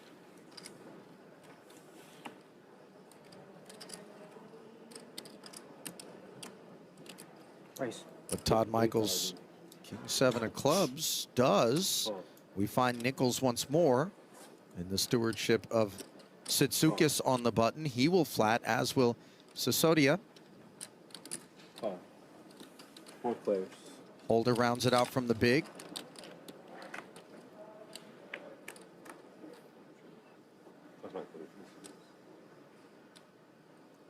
9-10 jack. Tightly wound board here. Wrong side of the open ender for Sisodia. Content to check. Pre-flop opener has a double gutter. They do have a lot of good hands and range on this board. Michael agrees. Well, he didn't really agree per se. He checked. Not that I mind that. Bet 6,000. But of course, the check associated perhaps with the concerns over this board texture. A little bit strange here. Technically has a double gutter, an optically weird one. Likes to fold, which is understandable. That was nicely done from Sisodia. Straight into the whole field, by the way, came Sanjeev. 56 years of age, lives in the Bay Area now by way of the UK. Went to Ohio State, where he studied computer science, a tech investor by trade. Okay. There it is. Retired from the software industry. Been playing poker since 2023. And whenever I see that, Nick, I feel as though, you know, especially for someone of his age, 2003, the boom, we would expect somewhere in that neighborhood to be when he picked up cards. And yet, just a mere 3 years ago, he was turned on to the game. Proof that it continues to attract new players. It's very impressive, and, you know, I just want to say a lot of these guys who have jobs or do other things. Okay. No First of all, some of them play quite well, and it's not lost on me that people like myself and others play every single day or talk about hands when we're not playing, or, you know, when people pop in and play, I really respect it. It's kind of brave, and just because you're not a pro doesn't mean you can't present problems. And, you know, there's a lot of guys out there who don't play for a living but do cool stuff out there. And I think a lot of them are very self-aware about being lesser-known entities when they collide with some of the known pros, and can lean quite heavily into that anonymity. You always see stuff like that, especially during the main. This Holder calls the open of Michael, finds the ace, and leads right out, Ali. 5,000. Unconventional. Broadway gutter for Todd. No heart in hand. Keeping an eye on things for 5 dimes. Now it's trip aces on the turn for Holder. 10. Just kind of comes with a snap 10.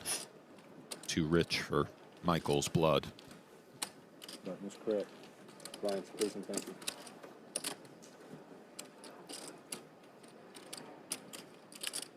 Holder, by the way, father to Cammy, Lemon, Birdie, Dovey, Jesse, and 4 stepsons.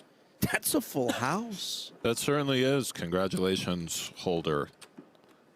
At what point do we graduate from family to tribe? Yeah, you know, I'm not sure the exact number to where it becomes a tribe, but that is definitely a full house.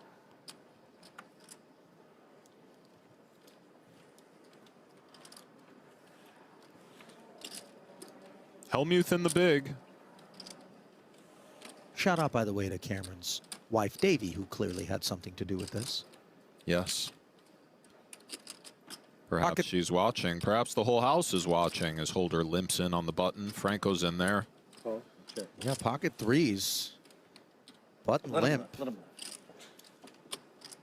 3 players. Is this something you can get behind, Nick?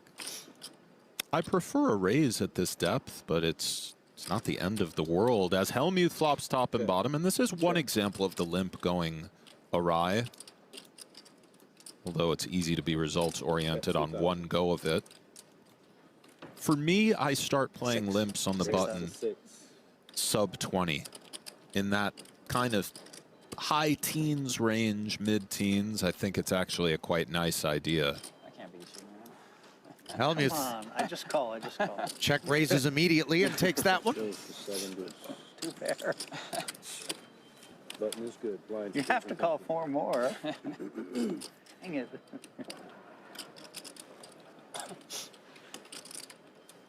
Well, Holder up from Bakersfield. Driving distance from Palo Alto, where the old legend Phil Hellmuth is from. And let's listen back to an interview from a legendary moment on Hellmuth's resume. So I just took off, and I'm zipping around the parking lot. I'm just having a great time, and I feel in full control. I feel like I'm impressing everybody. And as I turn around and start heading this direction, I start to do fishtails, and I'm out of control, and I see the cement cylinder in front of me, and I'm like, oh, this is not good. I went from impressive to a jerk in one fell swoop. It's kind of like when I'm playing poker. Maybe there's a parallel between the two.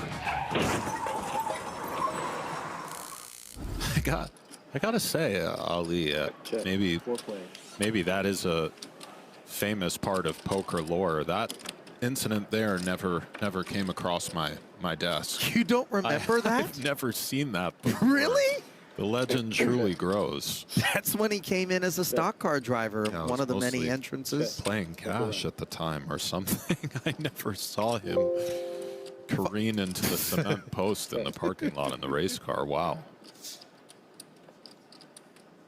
Bet 35. Decker with 4s and now an open-ender. Decides to ask questions of the field. Hellmuth with kind of an odd hand. He's gone. Did have a double gutter to the deuce or 6, but limited visibility.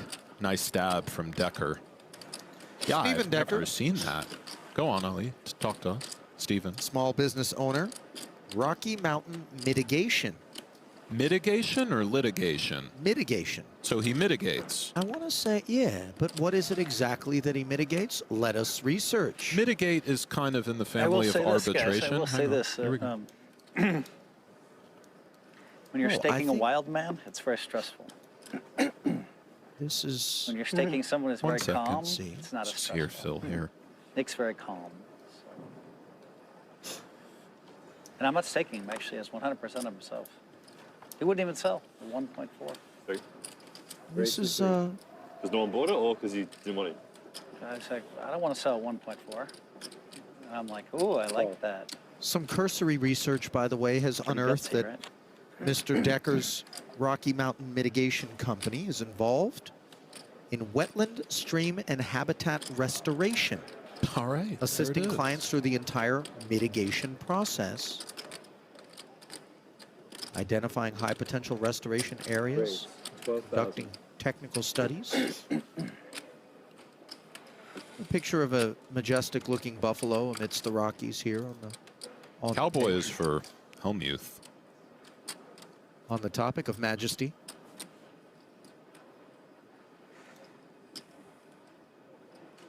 $12,000 north of that 3 by a good margin now. Holders 4s. Feeling weight. I genuinely believe you bluffed this hand. I genuinely believe that. That's correct. I'm going to show you. And It's a really good read on your part.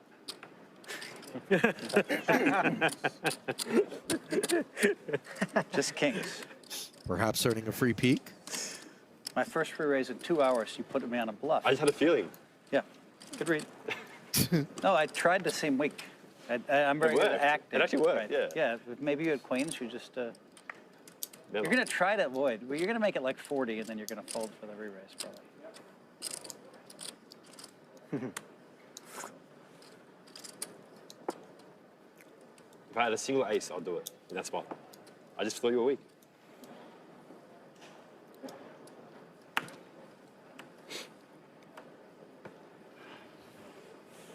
Does that say Sando on the shirt, as in sandwich? I am a little disappointed with the result. Not sure, Ali. I did. It does But it was say. a win. I remember Sando, like these hands, and but- you're like, come on. I don't even get a chance to bluff you with these hands. Seemed like it might have been more of a band name, given the background. Maybe a bar? Oh.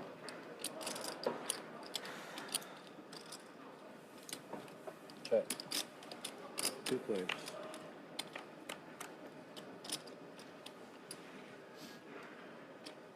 Two hearts, 2 5s, and an ace here. Blind versus blind. Wheel gutter for Meneteau.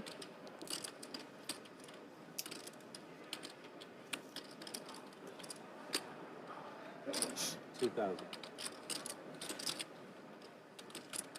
2 if you do.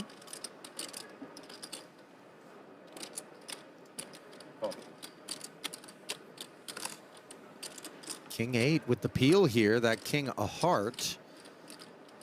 That 7 no use to McGinnis. See if Meneteau fires again.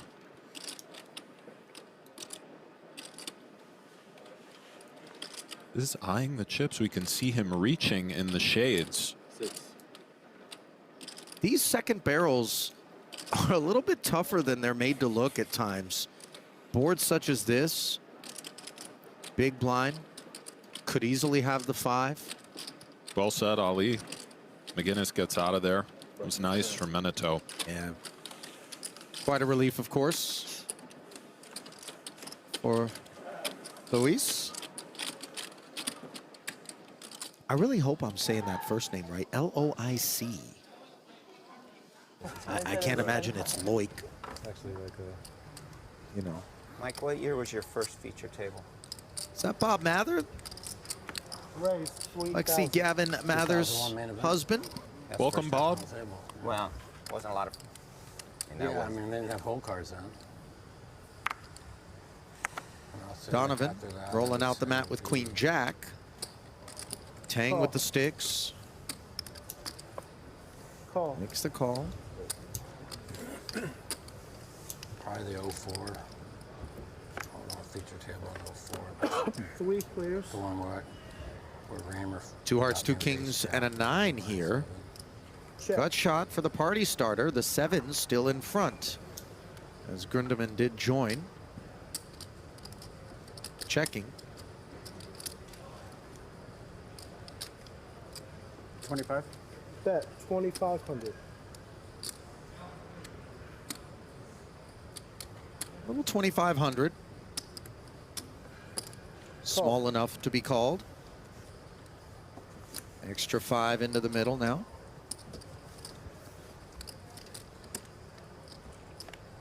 Heads up. 3 of clubs. Feels quite dry. Granted, two-tone becomes the texture. Check. Donovan easing off. Check. Tang content to do the same. 10 on the end. Presto. King high straight, giving Donovan the best hand. Something he hadn't had until this point.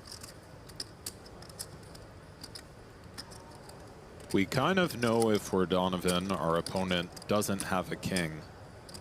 Perhaps we go for something sort of small, size-wise.